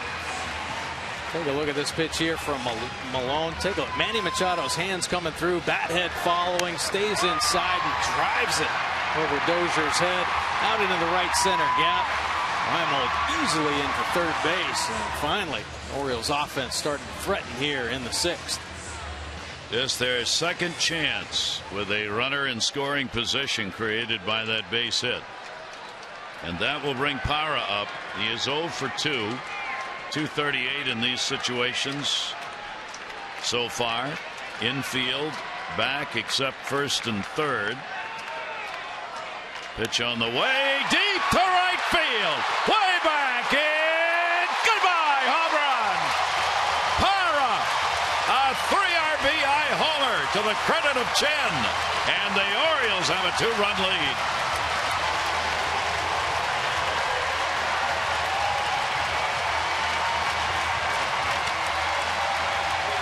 This is passing the baton. Reimold, Machado, onto Parra. Parra staying red hot. 14th home run of the season. Picking up an 8-game hit streak. The Orioles jump on Milone for 3 and no outs. Chen loves it. So the Orioles finally get to him.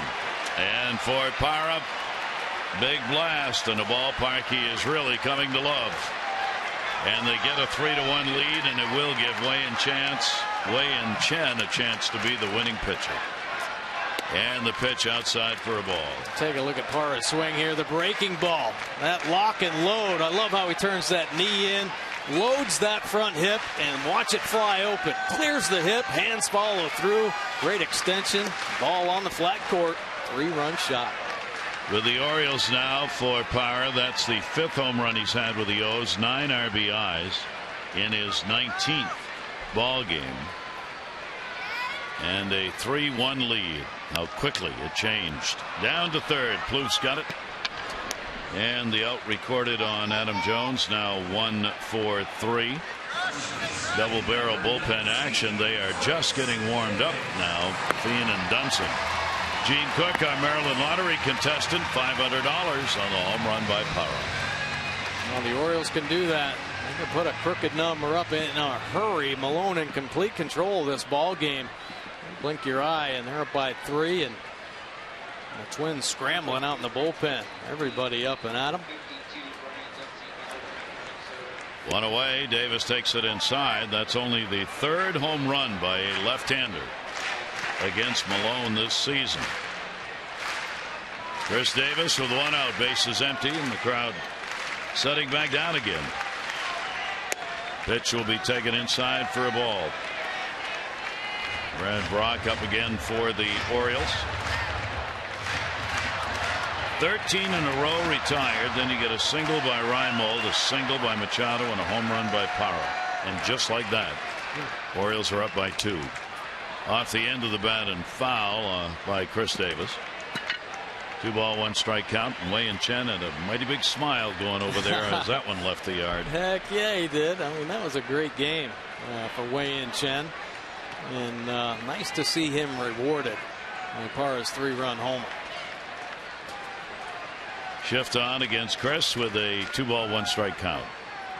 And Davis reaches again. So Tommy Malone cruising along. Runs into the buzzsaw here in the 6th inning. And the Orioles' ever-present possibility for the home run that they've used this year to account for so many of their runs. That one is going to go towards the gap. Hunter was not playing in there. He will cut it off and hold him to a single. Good play, but Corey Hunter just able to get that, and Davis has got a base hit. Well, when the Birds return home after their upcoming road trip, the postseason race will heat up here at the Yard. Don't miss an inning of the excitement as the Rays will be in for a 3-game set beginning Monday, August 31st. Tuesday, September 1. Don't miss Ollie's Bargain Night, presented by Ollie's Bargain Outlet. Upper reserves only $10. Tickets Orioles.com or 888-848-BIRD. Malone is out of there.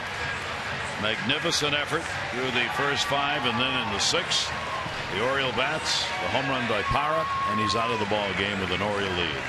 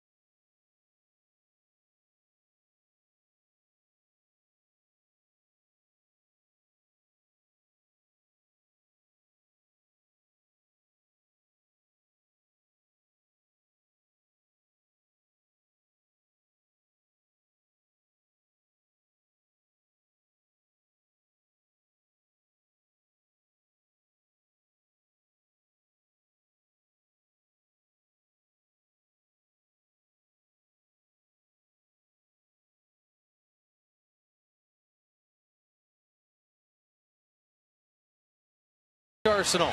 They're going with that changeup against the Orioles. Flipped up a breaking ball that got knocked out of the yard by Parra. 3-run shot lasting only 5 1/3. Now Malone, of course, second start since that elbow strain, but now it's time for our AT&T call of the bullpen. AT&T, proud partner of the Baltimore Orioles. AT&T mobilizing your world. Casey Fiend coming in out of the Twins bullpen. 43 games, 3.71 earned run average. Has picked up a couple wins.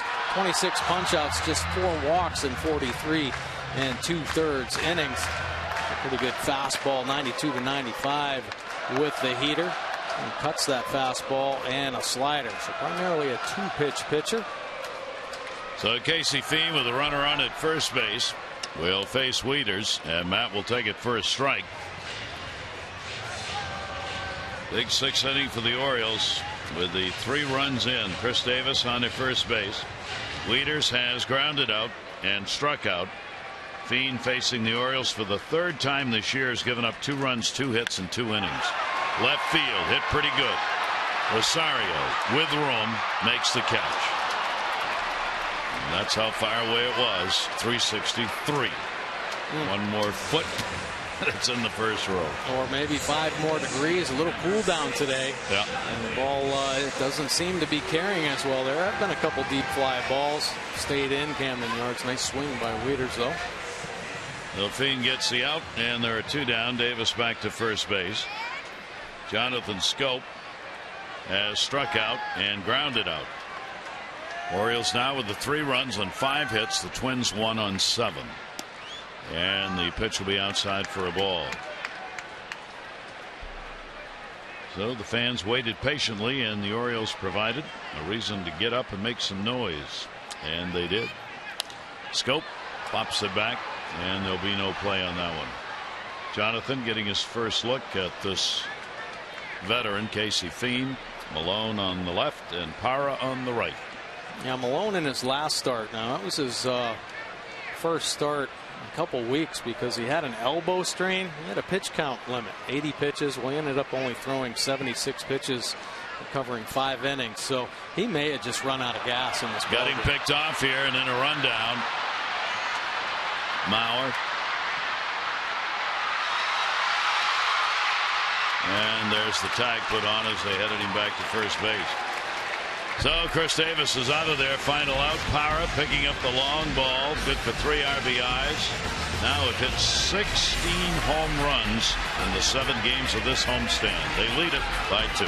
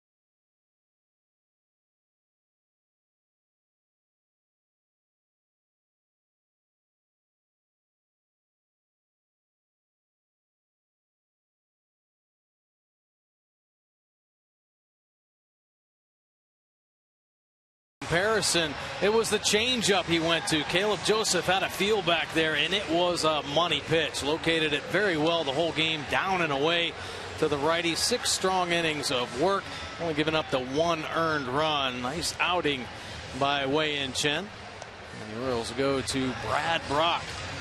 Really tough this year out of the back end of this bullpen. Fastball 63% of the time. It's across the body, mid-90s with the heater, breaking ball, the slider, and of course the great changeup as well. 43 games for Brock, 247 earned run average. Has picked up 4 wins and a save on the year. 67 punch outs from Brock. He has 3 swing and miss pitches. Opponents hitting just 201 off Brad. He is a fly ball pitcher. 58% of his outs in the air. He has given up 5 home runs. So Brad will work by the light of the moon as the Orioles have the lead. We go to the 7th inning. 3-1 O's, and the pitch will be taken for a strike.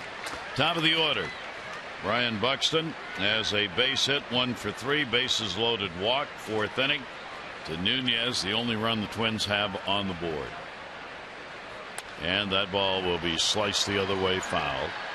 Brock has worked the previous game against the Twins, going 2 1/3 innings, no runs, 3 hits, 2 walks, 2 strikeouts. 0-2 the count. And up. Brad has had a spectacular run here. Last 23 outings, 30 2/3 innings, 3 earned runs. That's a .88 ERA and 32 strikeouts in the 30 innings. Fouled off, came back inside on him. Yeah, Brad Brock has been nasty and has certainly climbed the ladder in Buck's eyes as far as leverage situations. He's found himself as one of the top guys in the back end of this Orioles bullpen that has been so strong in the past few seasons. Brad establishing himself as a mainstay out there. 2 ball, 2 strike count. And think about yesterday's ball game, that big blowout, how important it was to only have to use 3 pitchers. You know, I think Miguel battling through 5 innings and then got him on a pitch up. Garcia and TJ McFarland. Buck saved his bullets and comes in with the guys he needs. 7th inning, you're going to see Brad Brock and here riding the 95-mile-an-hour heater in and out of the top of the strike zone to get Buxton for the first out of the 7th. It has become a Brock, O'Day, Britton combination when the Orioles are in these tight ball games. Infield will move around and the pitch will be taken. Dozier, a 1 for 3 in the ball game. He's now 6 for 20 on the year, a couple of home runs, 6 RBIs against the Orioles. 1-0 count. Brock's delivery to him. Dozier takes it and it'll be inside. 2-0. Chen struck out 3. Brock's got 1. Malone struck out 4. Not a lot of Ks, not a lot of walks. 2 by Chen, 1 by Malone. Ball's been put in play in this game by both teams. With outs recorded. Credit that to the pitchers, getting it where they wanted it. Puts that one by him at 94. Yeah, good heater. Brad Brock, tough to pick up. He's a pretty big kid and coming across your body. Now we talked about Malone, why his fastball plays up. It's tougher to pick it up. It seems like the fastball comes out of nowhere when a pitcher throws across his body. Inside corner again. 2 ball, 2 strike count on Dozier. Brad Brock works at a pretty good clip, and Dozier will step out to try and slow him down a little bit. 2-2, 1 out.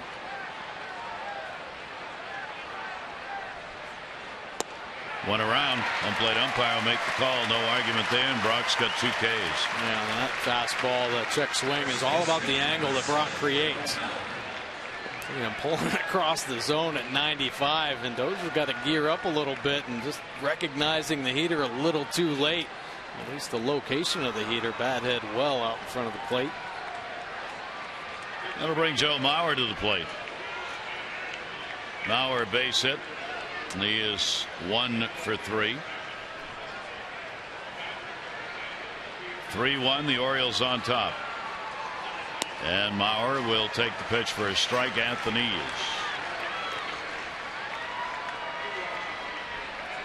Mauer entered the season with a .319 career batting average. 3 batting titles, hitting up around the .290 mark this year. Pitch will be taken inside. Orioles trying to take game 2 after losing the opener last night. That 15-2 ball game. They've got the 3-1 lead here. Right back here tomorrow night for game 3.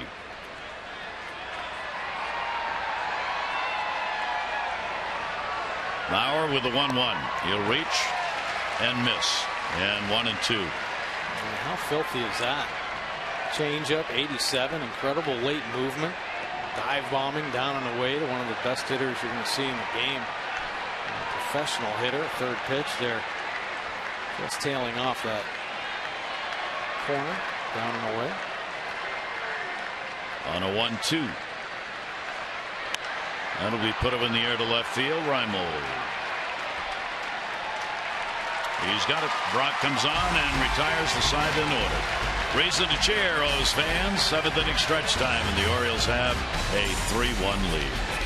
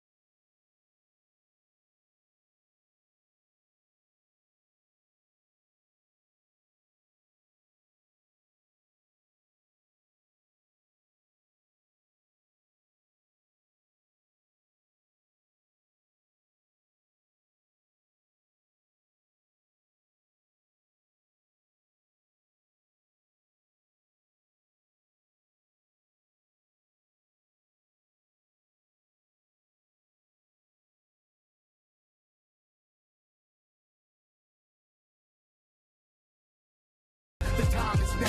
I'm top of the world and I can't come down. No, I can't come down. This is how it feels to stand on the clouds. The place is here. The time is now. I'm top of the world and I can't come down. No, I can't come down. This is how it feels to stand on the clouds. And the Pyro home run, and the Orioles have the 3-1 here at home at Camden Yards. This 4-game set against the Twins. We'll be wrapping up the homestand and then on to Kansas City. Every game obviously meaningful for not just the Orioles but a number of ball clubs the Orioles are going to be facing down the stretch here.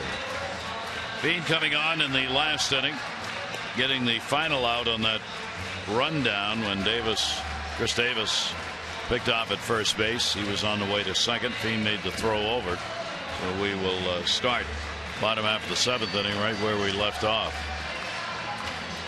On the road this season, the Twins at 22-37, 5th worst win percentage on the road this year in the majors. And the Orioles trying to add to that number here tonight.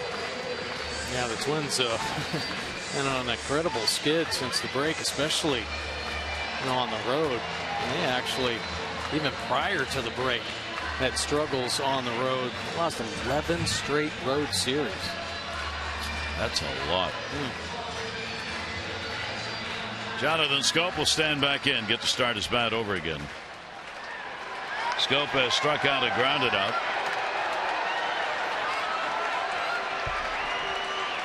Starters are the pitcher of record. Malone, 3 runs, 5 hits, 5 1/3. And for Wei and Chen, just 1 run on 7 hits over 6 innings. We said the run support for Chen been shallow. 12 of the 23 starts, 2 runs or less. Make it now 11 out of those 23 because the Orioles got 3 in this one.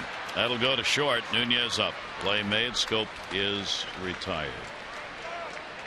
Take a look at this date in baseball. A couple of Oriole notes here. 1999, Brady Anderson became the 3rd player to lead off both games of a doubleheader with a home run. This doesn't happen very often. In 1988-89, something else that doesn't happen very often. Jeff Ballard threw a shutout without a walk and without a strikeout.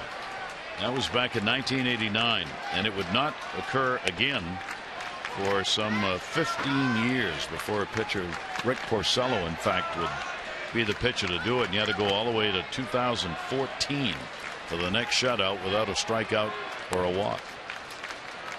Outside, 1 ball, 1 strikeout on Hardy.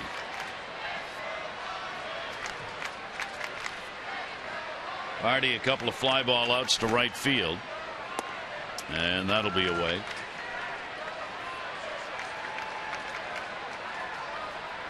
$32,025. 32,025. Announced attendance here on this Friday night. And JJ trying to get on a little roll here. I'd love to start swinging it a little bit better down the stretch. He's swinging his first at bat, driving the ball deep to right center field. Tough luck for Hardy. 2 ball, 2 strike count. And that one is just going to miss outside. So he works it full. 3 balls, 2 strikes from Fiend. 3 total walks in the ball game combined. 3-2 pitch on the way. Hardy will go after it and foul it off outside of first base. JJ at $1.56 his average here in the month of August. The Orioles on a homestand in which they have put up a lot of runs, even though they were outscored last night 15-2. The Orioles are averaging over 6 runs a ball game, almost 6.3, hitting .312 in the homestand. And a little chopper. It's going to be a very tough play. Throws hard and got him. So Fiend able to play it. Hardy is retired. And JJ, you can tell just by the way he's running, it hurts. Yeah. Something going on there. That back, which is a constant problem, flaring up on him, and trying to create any kind of speed going down the line is just hard. Yeah, a little bit of a limp from Hardy. So 2 down, bases are empty. Caleb Joseph, he has grounded out, flied out, and soft lined out to Dozier. There is a quick bottom half of the 7th inning. Orioles, though, have the lead in the ball game. They're up 3-1. O'Day ready to go.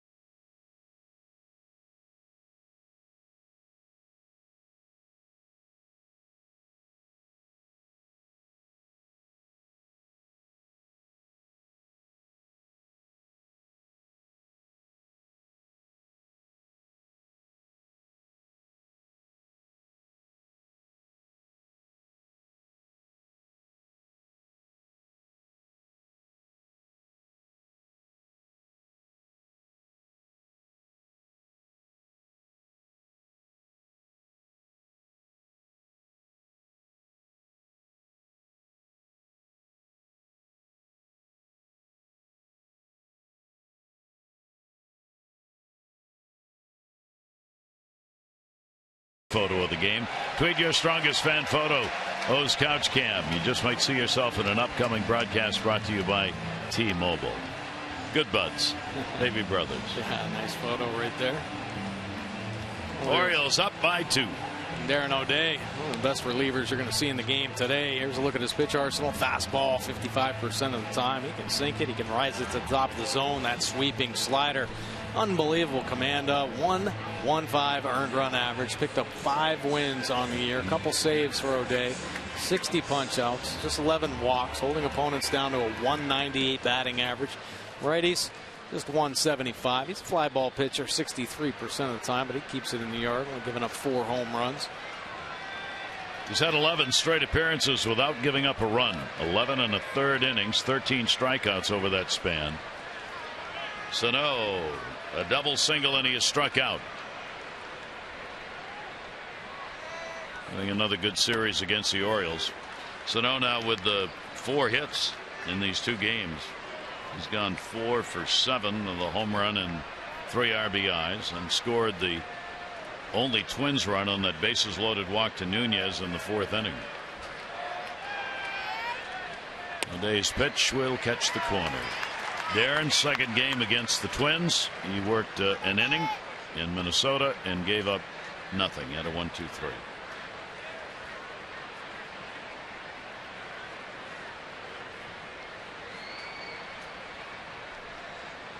One ball, 1 strike delivery. Will miss outside. Darren O'Day, one of the free agents coming up this offseason. I think he should be a guy they should really target. He's been the backbone of this bullpen, and if the Orioles need to go down and bring up some young arms, he has been the team leader out there, the captain of the bullpen the past few seasons. 3 ball, 1 strike count. Twins trying to get the potential tying run to the plate here in the top half of the 8th inning. Plouffe and then Hunter are due up, and we've seen the power of their bats, so no lead safe. 3-1 delivery on the way, and a great pitch. 3-1 at 79 came back on him. Yeah, unbelievable command of that slider, and he can almost control the break of the slider as well.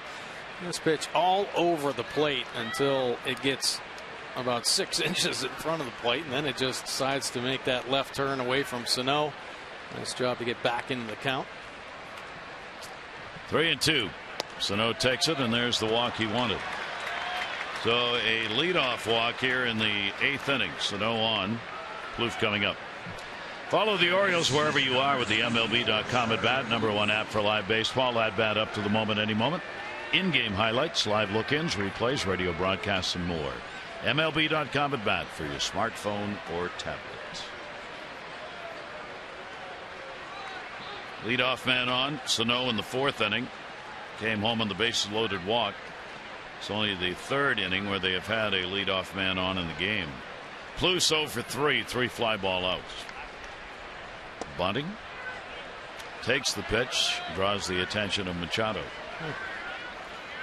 18 homers. Of course, O'Day not the easiest to square up, but seeing Manny Machado playing a little bit deeper, try to get something going here for the Twins, is starting to run out of innings. Plouffe just 1 for 2 off O'Day. 1-0 delivery, not bunting, and the pitch will be taken for a strike. 1 ball, 1 strike count. Brad Brog did his job in the 7th inning, retiring the side in order. 2 strikeouts. Coming in for a starter, Wei-Yin Chen. 1 ball, 1 strike count. Close to the bag at first. Sano. And that one will be fouled off. Bounces up and hits him, and a 1 ball, 2 strike count. Nice little 2-seamer at the bottom of the zone. The Orioles shut down by the starter, Tommy Milone. Until the 6th inning, they'd had only 1 hit. And then in that 6th inning, they got 3 runs on 3 hits. The big blow, the Parra 3 RBI homer. And that has given them the 3-1 lead in the ball game. Sano is hardly off first base. 1-2. Reaching. Right field. Second base, Scope. Can't get it. Fair ball. Throw to second for a force out off the mark. It'll be a base hit. A break for the Twins. They get runners on first and second. Nobody out on the dying Quail by Plouffe. Wow, I thought Scope was on that ball. I don't know what happens at the top of stadiums. The wind might have pushed it, but Scope looks like he's on line. Then he starts drifting towards the outfield, and just out of his reach as it finds that outfield grass. And then if the ball stays right where it hits, Parra will have a shot, but catches Scope's leg and kicks away. So Sano ends up cruising into second base. So now the Twins a real chance, and Hunter, who had a double his last time up, he has double walked and flied out. Runners on at first and second base. They've had runners on base in the ball game. They have stranded 8. And let's see what they do with it here. Runners off first and second. Hunter will foul that one back. Well, it's a big chance for them to get back into the ball game. See the numbers against O'Day. He's had more at bats against O'Day rather than anybody else. Paul Molitor, anybody on the Twins anyway. Molitor with hands on hips watching this one, as the Twins make it a little more interesting than the Orioles wanted. Hunter, 280, runners in scoring position. Inside hitting, they're loaded. Where did it catch him? That hurt. Right on the elbow. I hope it hit that pad. You can hear it. The noise. Oof. Squared him up as that fastball rode up and in. Catching him right on the elbow pad. And now Twins really threatening. The bases loaded. O'Day's got to work his magic again. Third hit batter on the season by O'Day, and that loads him up as Torrey Hunter goes down to first base, hit by a pitch for the 4th time, and here's Eddie Rosario. Rosario up with the bases loaded. 0 for 3 in the ball game, 3 for 8 in the 2 games. Machado in at third. Everybody else back at double play depth, and the pitch up high for a ball. 1-0 count. 3 on, nobody out here in the 8th inning, with a walk, a single, and a hit batter.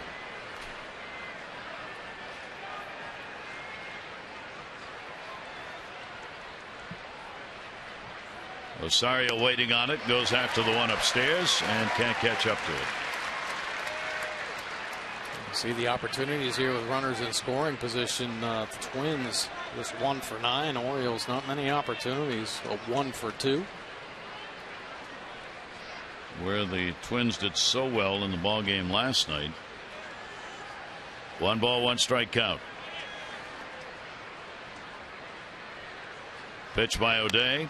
Put up in the air, right field. Parra will go back. They'll get a run in. Sano will tag up. Here's the throw to third. Chance for the out. Not in time, and both runners will move up.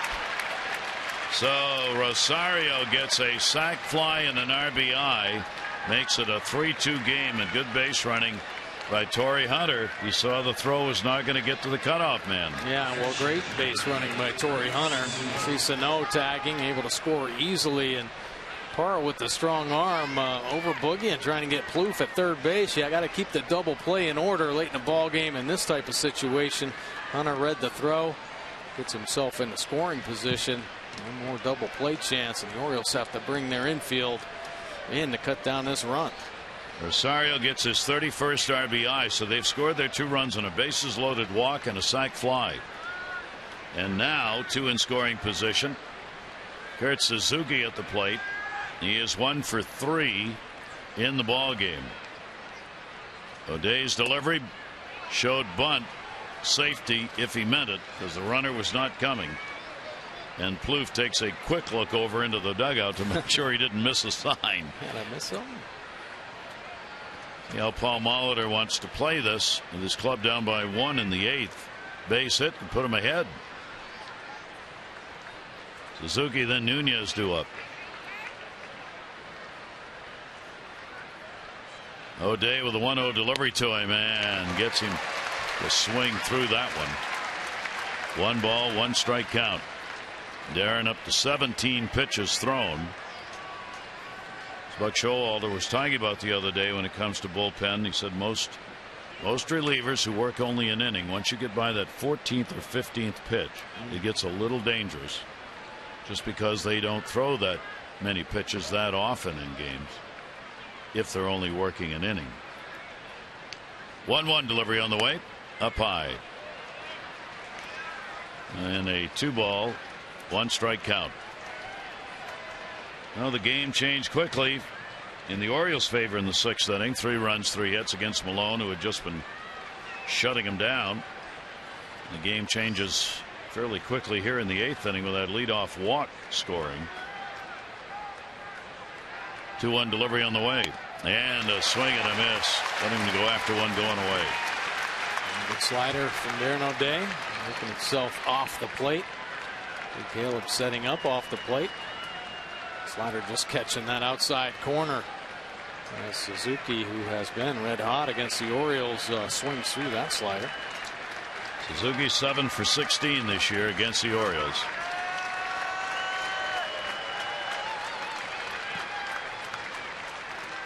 Runners off second and third. 2-2. That'll be blooped. Infield was in. It's going to be a base hit. They're going to wave home the next run. Ball is overrun by Jones, and 2 runs score. Adam Jones did not make a clean pickup, and as soon as that happened, the second run, Torrey Hunter would round third and score, and it is a 4-3 Minnesota lead. Well, Torrey Hunter has made some huge base running positives here in this inning. The little flare by Suzuki, and yeah, Jones can't come up with it, but Hunter read that right off the bat. He did not hesitate. Look at him go. He's already at third base. It would have been a tough play anyway for Adam Jones.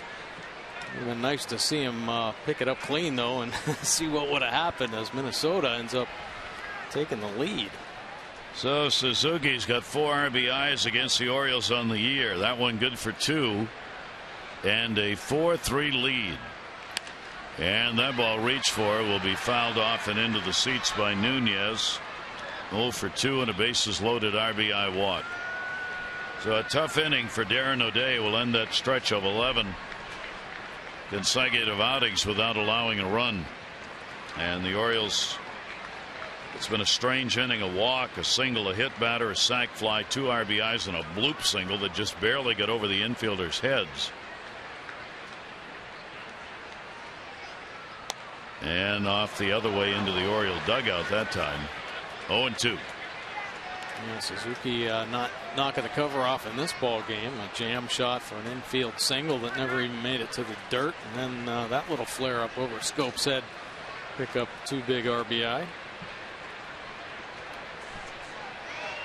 So the 2 starters in this game get an ND, both Chen and Malone.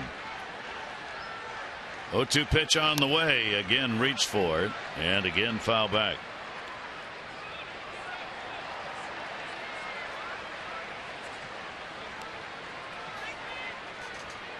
For these 2 managers, this has been a roller coaster game.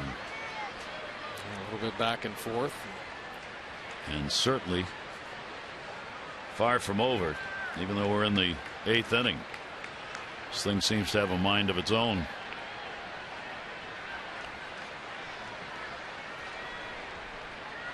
Nunez stands back in, the 0-2 count. They would like to get the K right here. Nunez will reach and again fouls it back.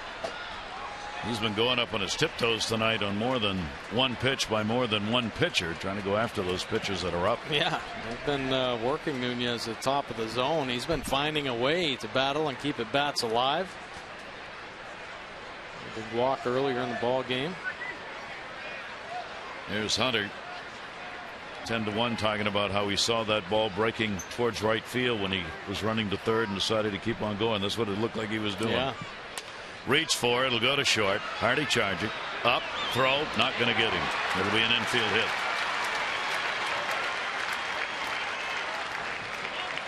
J.J. did all he could do there. Nunez reaching for this ball, so it helps him in getting out of the box. And a lot of times when hitters get off balance and start leaning towards first base, and they know that if this ball's hit, they're going to be sniffing out a single. Nunez flying down the line. So the inning stays alive. Put all these hits together and they reach an outfielder. Yeah, right? Unbelievable. But nature of the beast. J.J. Hardy, I mean, I don't know him, but I know one thing, he's hurting. After he'd made that last throw, I mean, you could see pain.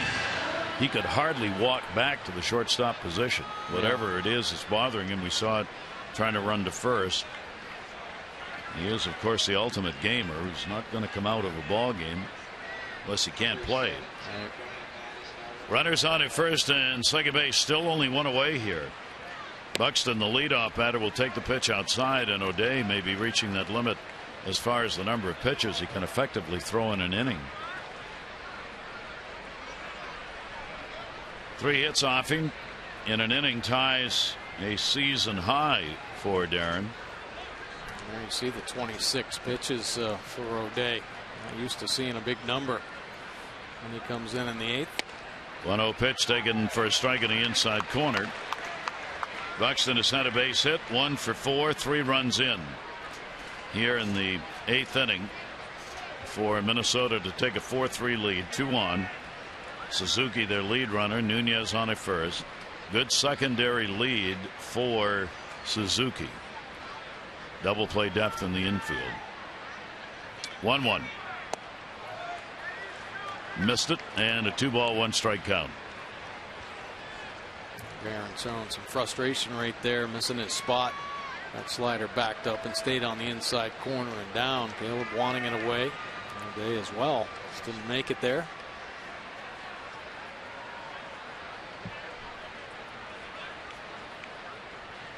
Two ball, 1 strike.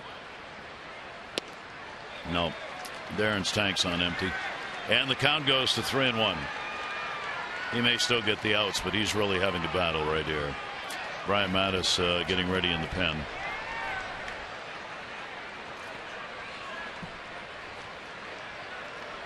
Dozier is the on-deck batter.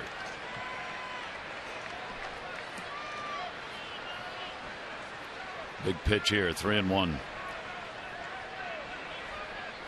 Delivery to Buxton. He'll rip it into left field. That's going to be a base hit. Suzuki's going to make a turn. He'll be held. Reimold gets it in, and the bases are loaded again here in the 8th inning.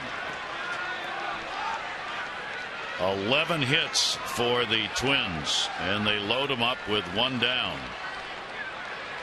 That slider just kind of stayed up long enough for Buxton on the way to get the bat head on, and this Twins team very scrappy. They fight and claw and find ways to compete, at least against the Orioles they do. Pretty impressive inning here against one of the best relievers in the game. So that will bring Dozier to the plate. A little better against lefties than righties, so Buck Showalter does not want to make the move here to bring Madison. You got Mauer on deck, hoping for a ground ball here to get the double play off Dozier, but he's a dangerous hitter. And got fooled on that one. Michael Givens is also up in the bullpen now with Brian Mattis. Dozier's had a 1 for 4 in the ball game.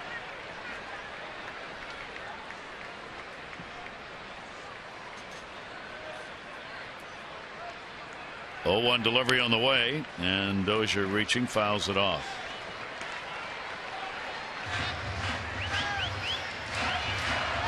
O'Day has reached the most hits given up in an inning for him in his time with the Orioles at 4 here in this inning. Plouffe, Suzuki, Nunez, Buxton, all with base hits. 0-2 count on Dozier. Bases loaded and 1 out here in the 8th inning. And a pitch away that he gets a tremendously important strike on, and that'll be it for O'Day. 3 straight sliders. Look at the location of all 3. Perfectly placed to get a big second out. As the slider works itself off that outside corner. The 9th batter of the inning will be coming up. Mauer with the bases loaded and 2 down.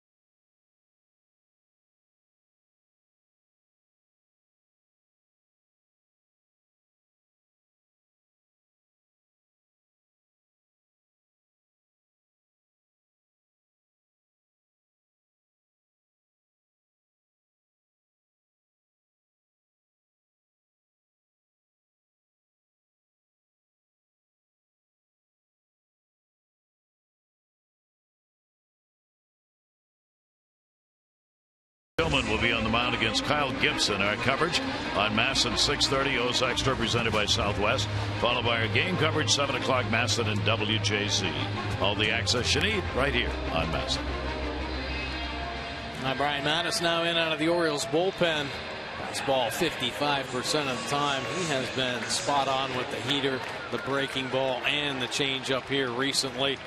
And a nice stretch. His earned run average continues to come down 2.27, 48 punch-outs, 18 walks in 39 2/3 innings. Holding opponents to just a 210 batting average. The lefty's just 147 off Mattis. He is a fly ball pitcher, 70% of his outs in the air. I'd like to improve this number here, especially in this situation. 56% on inherited runners stranded. Bases are loaded, 2 down. And Mauer's at the plate. He has had a base hit, 1 for 4. And will take the pitch inside for a ball. They have met up before. Mauer is 2 for 9. Lifetime against Brian Mattis. And the importance of this at bat is obvious by a look at the scoreboard. The 4-3 Twins lead.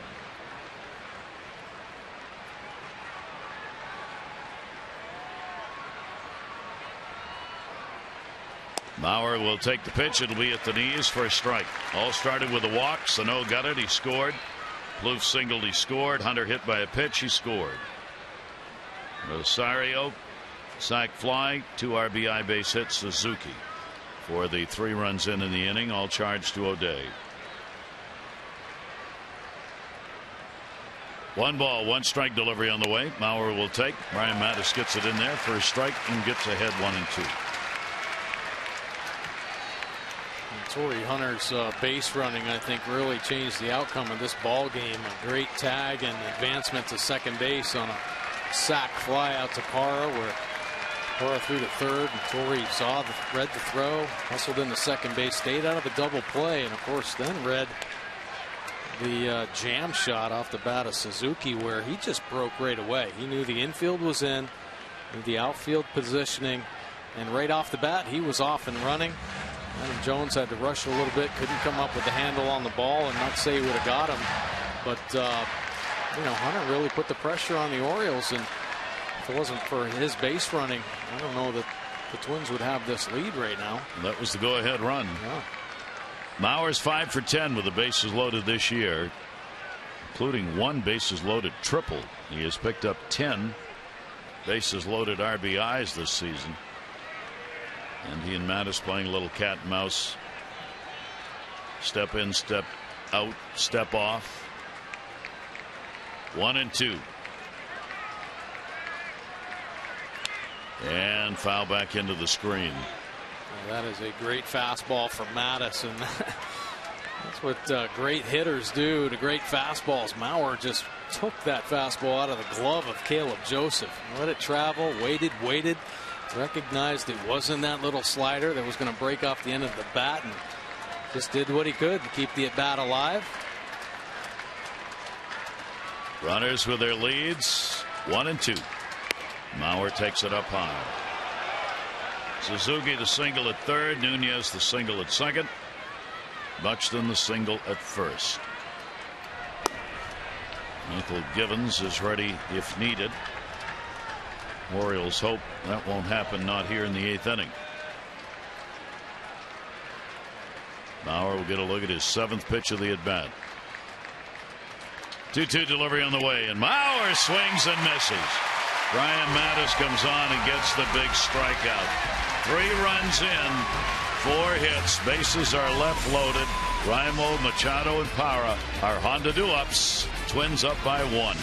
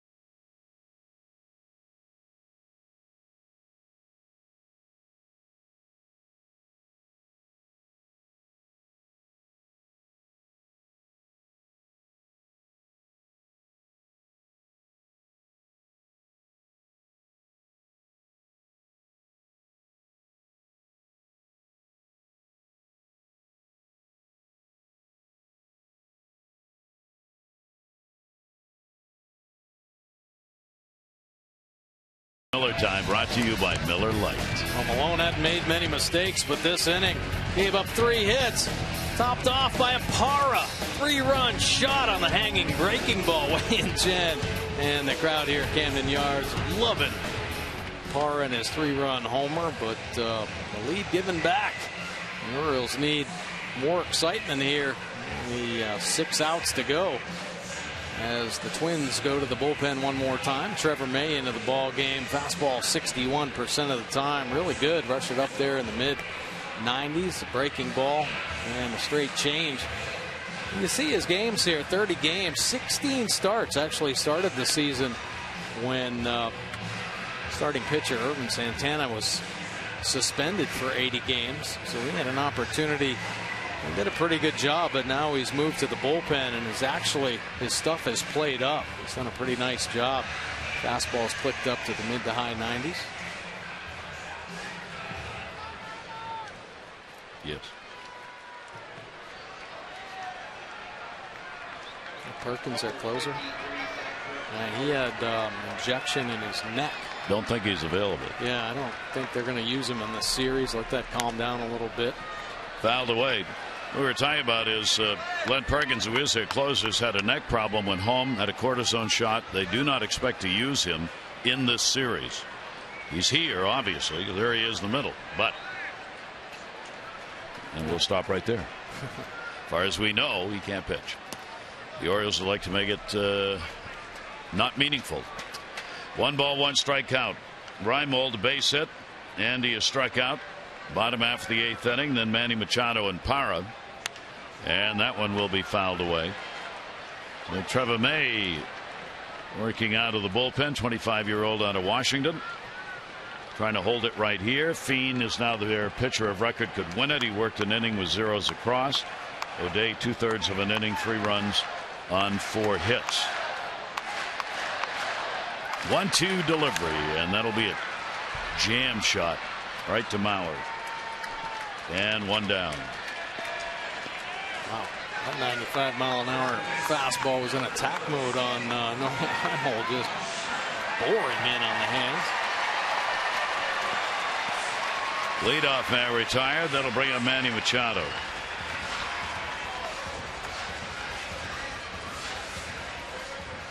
Machado with a base hit, a run scored in the 6th inning, 1 for 3 in the ball game. May has not allowed a run in his last 9 outings. That covers 7 2/3 innings, 11 strikeouts over those innings. Pitch taken for a ball. A 1-run ball game here in the 8th inning. Parra waiting on deck. Machado will take it, and it's there for a strike.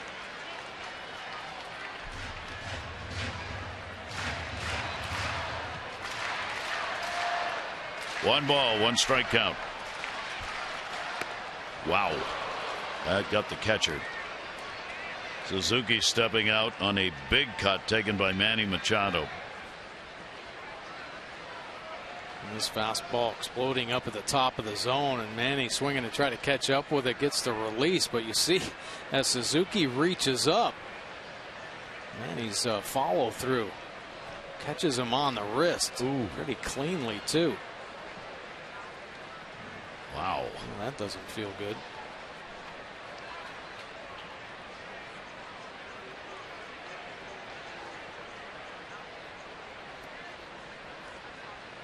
And a check for broken bones on that one. Definitely checking the grip strength, and sure nothing's going on in there.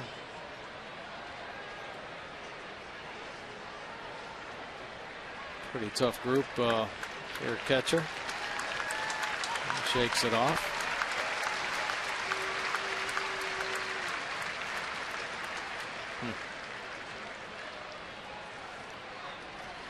So what do you do after you just hit him like this on the back of the arm? You see that big swing catching him on the wrist. As soon as he comes back, you hit him in the shin with the bat. Wham! After all, he did get the 2 RBI single for the Twins. 1-2 delivery on the way. And then, of course, the next pitch bounces off Suzuki. 2 ball, 2 strike count on Machado. 1 down here in the 8th inning, when the Orioles down a run on the 3-run 4-hit 8th. But the Twins left the bases loaded, and the Orioles would like to make him pay for that. 2-2 delivery on the way, and that's going to miss down low. Twins have left 11 on base, and the Orioles have left 2. So the chances, I can see where they have laid in this ball game. Here's the 3-2 delivery. Manny will go to center, right at him. Buxton.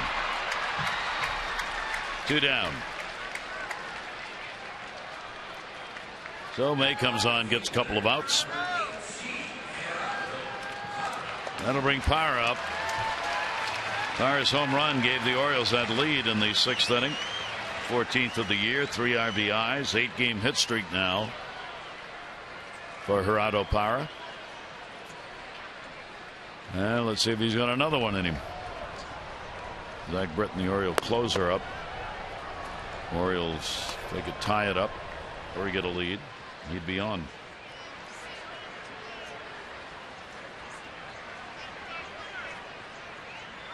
Parra with the big cut. Well, that curveball didn't hang like Malone's hung to him when he hit that 3-run shot. Pretty impressive finish on the breaking ball there.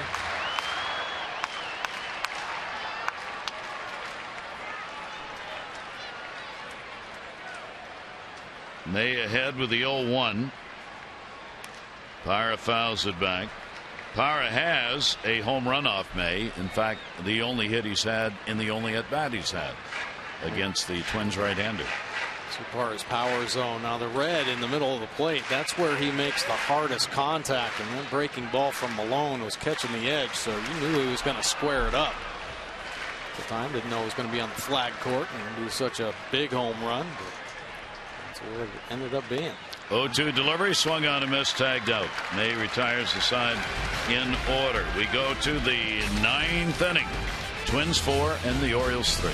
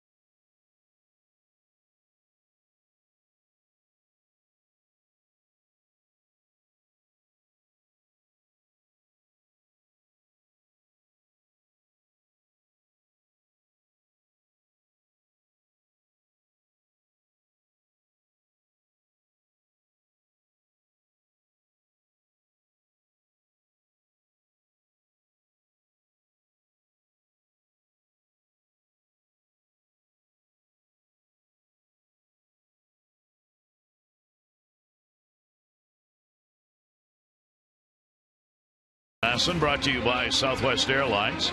Book your low fare now at southwest.com. And by PNC Bank for the achiever in you. Gary Thorne and Mike Bordick, close ball game here. As we go to the 9th inning, a 4-3 Twins lead. Yeah, Buck calling on Michael Givens to shut this down and give the Orioles one last shot. Fastball 62% of the time from Givens. It's a good one, mid-90s with the heater. Sweeping slider 32% of the time. Occasional changeup as well. 1.86 earned run average. Hadn't seen nothing but zeros up there until this homestand, where he finally had a couple runs come across the plate, holding opponents down to just 147 batting average. And his first pitch will be taken for a strike. Sano started out that 8th inning with a walk, and he would be the first of 3 to score. Now in the 9th, he leads it off again, and we'll foul that one back. 94. Couple of young players, a fastball hitter and a fastball pitcher. Yeah. 0-2 count. Sano will take the pitch up high, refusing to bite. He's shown the young player some pretty good command of the strike zone and patience. He really has. He doesn't chase a lot. He is geared up when the ball is in his zone. He gets after it. That'll be down low to him. So a 2-ball, 2-strike count. Givens worked against the Mets. Had an inning and a third, a run on a hit and a strikeout in the ball game on the 19th. 2-2 delivery, check swing, got him. Called strike on that one.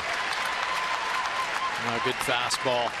Very tough angle for Sano to get to this heater. 95 miles an hour. You see Caleb setting up, down and away. Not a lot you can do when a pitcher hits the spot, and he does there. Big out. One down here in the 9th.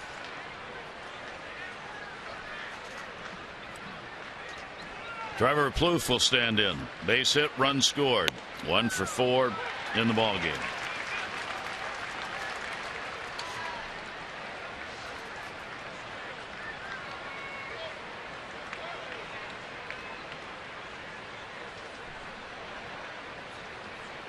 Here's the 0-1 delivery by Givens, way outside. Came across the body on that one, and it got away.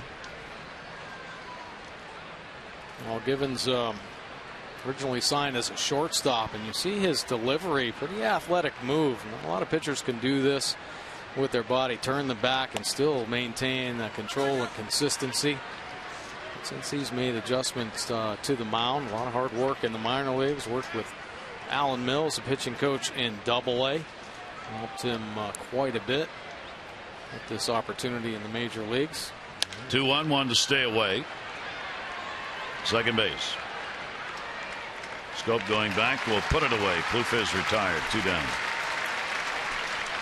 Looking for a 1-2-3 inning. Hunter coming up. Orioles have Jones, Davis, and Wieters.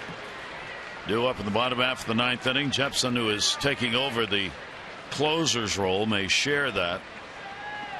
While their closer is out, is up in the bullpen. Hunter, double, walk, hit by a pitch, run scored. And will take the pitch down low for a ball. The Orioles were 32-23 in one-run games last year. They have had the 3rd largest decrease in one-run wins this year, behind the Indians and the Dodgers. Orioles are 17-19 in one-run games right now. We'll see what happens in this one. 2-0 count. Hunter with a big cut, trying to add to it. 2-1. You just look back at that 8th inning when they had the bases loaded. Even though they scored 3, they had an opportunity to come up with 1 or 2 more runs and couldn't do it.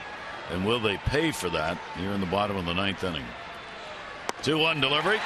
2-2. A nice change. We don't see the change too often from Michael Givens, but located perfectly, bottom of the zone. Just threw a fastball 95 miles an hour. Backs it up with an 85 mile an hour changeup at the bottom of the strike zone. That's how you work it. Great location from Givens. Timeout asked for.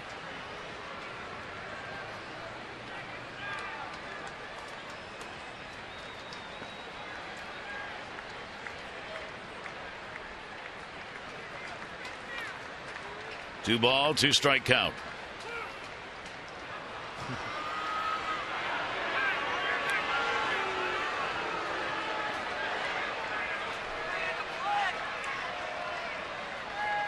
Hunter back in, and he's gone. Orioles have had 3 walk-off home runs in this homestand. Is there a 4th? Adam Jones will be coming up bottom half of the 9th inning. Then Chris Davis, and if needed, Matt Wieters. Buckle them up.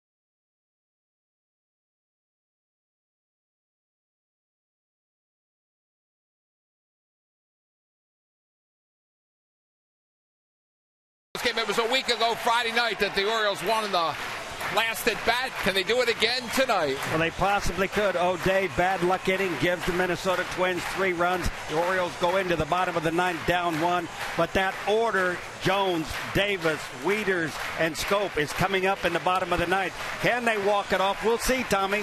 Fans are getting revved up behind us. Let's go back upstairs to Gary Thorne and Mike Border for the bottom half of the 9th inning. And Tom and Rick standing by as the fans indeed are in it. 4-3. Twins on top. Bottom of the 9th inning. Well, Kevin Jepson coming out of the pen, and he is filling in for the closer role as Glenn Perkins recovers from a little neck layoff. 67% fastballs. He has a curve and a change. Power pitcher, good heater, 274 earned run average. Has 5 saves, a couple wins, 40 punch outs. See some trouble though, 24 walks in 49 innings of work. Having opponents down to a 215 batting average. Righties not much luck at 174, but lefties at 253. Has given up 4 long balls. May did his job in an inning of work. He had a strikeout, all zeros. Fiend, pitcher of record, an inning in relief, zeros. Non-decision, Tommy Milone, 3 runs, 5 hits, 5 1/3. O'Day, the pitcher of record for the Orioles, 3 runs, 4 hits, 2/3. Wei-Yin Chen, a run, 7 hits in 6 innings, non-decision. Here we go. His rally hat on. Here's Adam Jones. A base hit, 1 for 3 in the game. 1 for 5 off Gibson. Guarding the line at third is Plouffe, right on it, and the pitch taken for a ball. 5 for 9 in save opportunities for Gibson. He was doing some of that with Tampa Bay before coming over. He had 46 appearances with the Rays, 2 and 5, 5 saves. Pitch on the way to Jones will be a strike in the outside corner. Adam not liking that call. Of course, Jepson wanted the first pitch, so he was shaking his head. Second pitch, Adam Jones shaking his head. Well, all evened up anyway.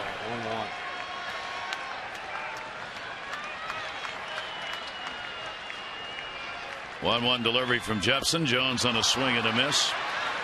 Another. How many off-speed pitches have been thrown in this game by all the pitchers involved? Yeah. Really steady diet of breaking balls and change-ups, where Jepson has a power curveball buried in the bottom of the zone. Adam Jones, nice numbers late in the ball game. 285 homers, 17 RBI. 1 ball, 2 strike count. Set up away. That's where the pitch was, and it will be fouled away. The Orioles had a lead in this ball game going into the 8th inning. The Orioles have lost only 1 game this year when they have had a lead after 7. Credit to their outstanding bullpen work, and they're going to try and keep it at 1 if they can get a comeback win here in the bottom of the 9th inning. Power, the 3-run homer, accounting for the Oriole runs coming in the 6th.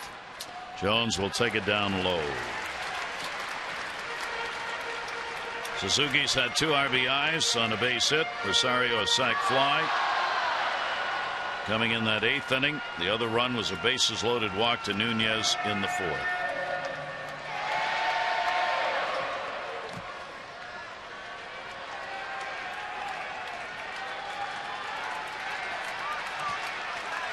Two and 2. Fouled off again. Outfield playing the anti-gaps about as far back as you can get. The outfield, Rosario on the left's almost on the warning track. Deep, Buxton and Hunter way back. You see how close he is to the track and right. Yeah, the outfielders play deep to prevent doubles. A lot of managers believe in that. They also believe in guarding the lines late in the game. Plouffe is on that third base line. Adam works it full, 3 and 2.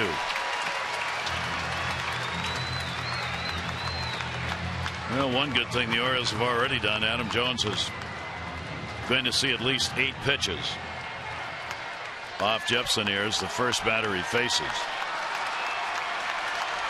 3-2 delivery on the way, and Adam will chop that one foul, a protection swing.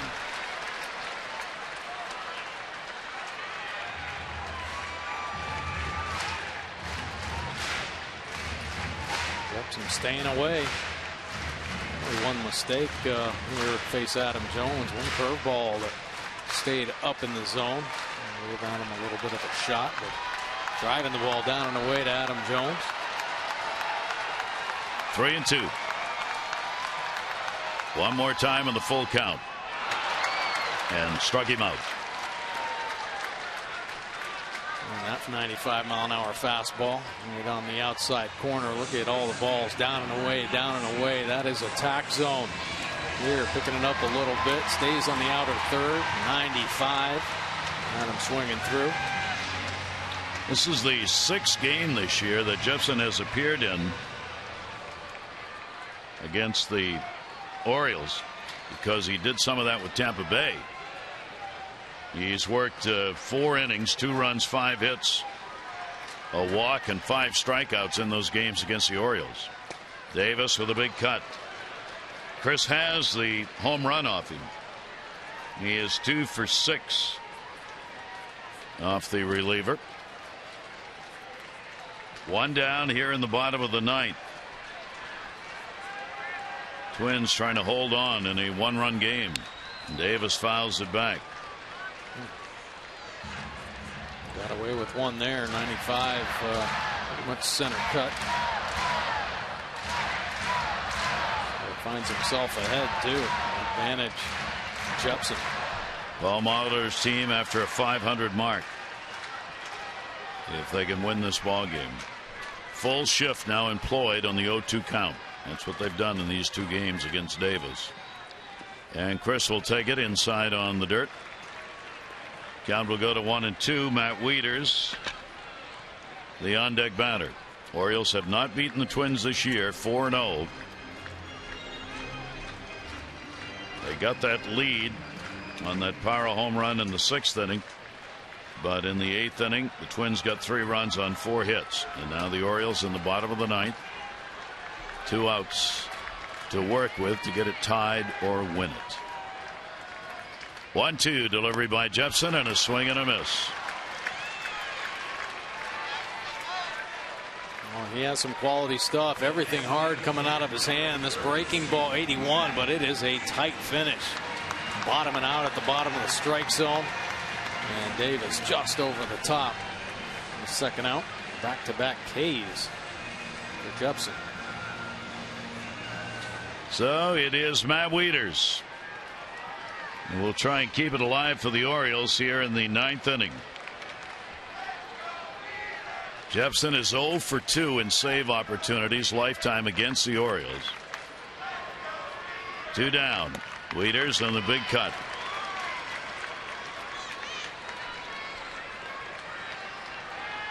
Malone, the starter, struck out 4. May struck out 1. Jepson has struck out a couple.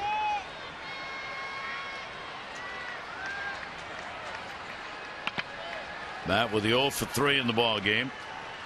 1 for 4 off Jepson.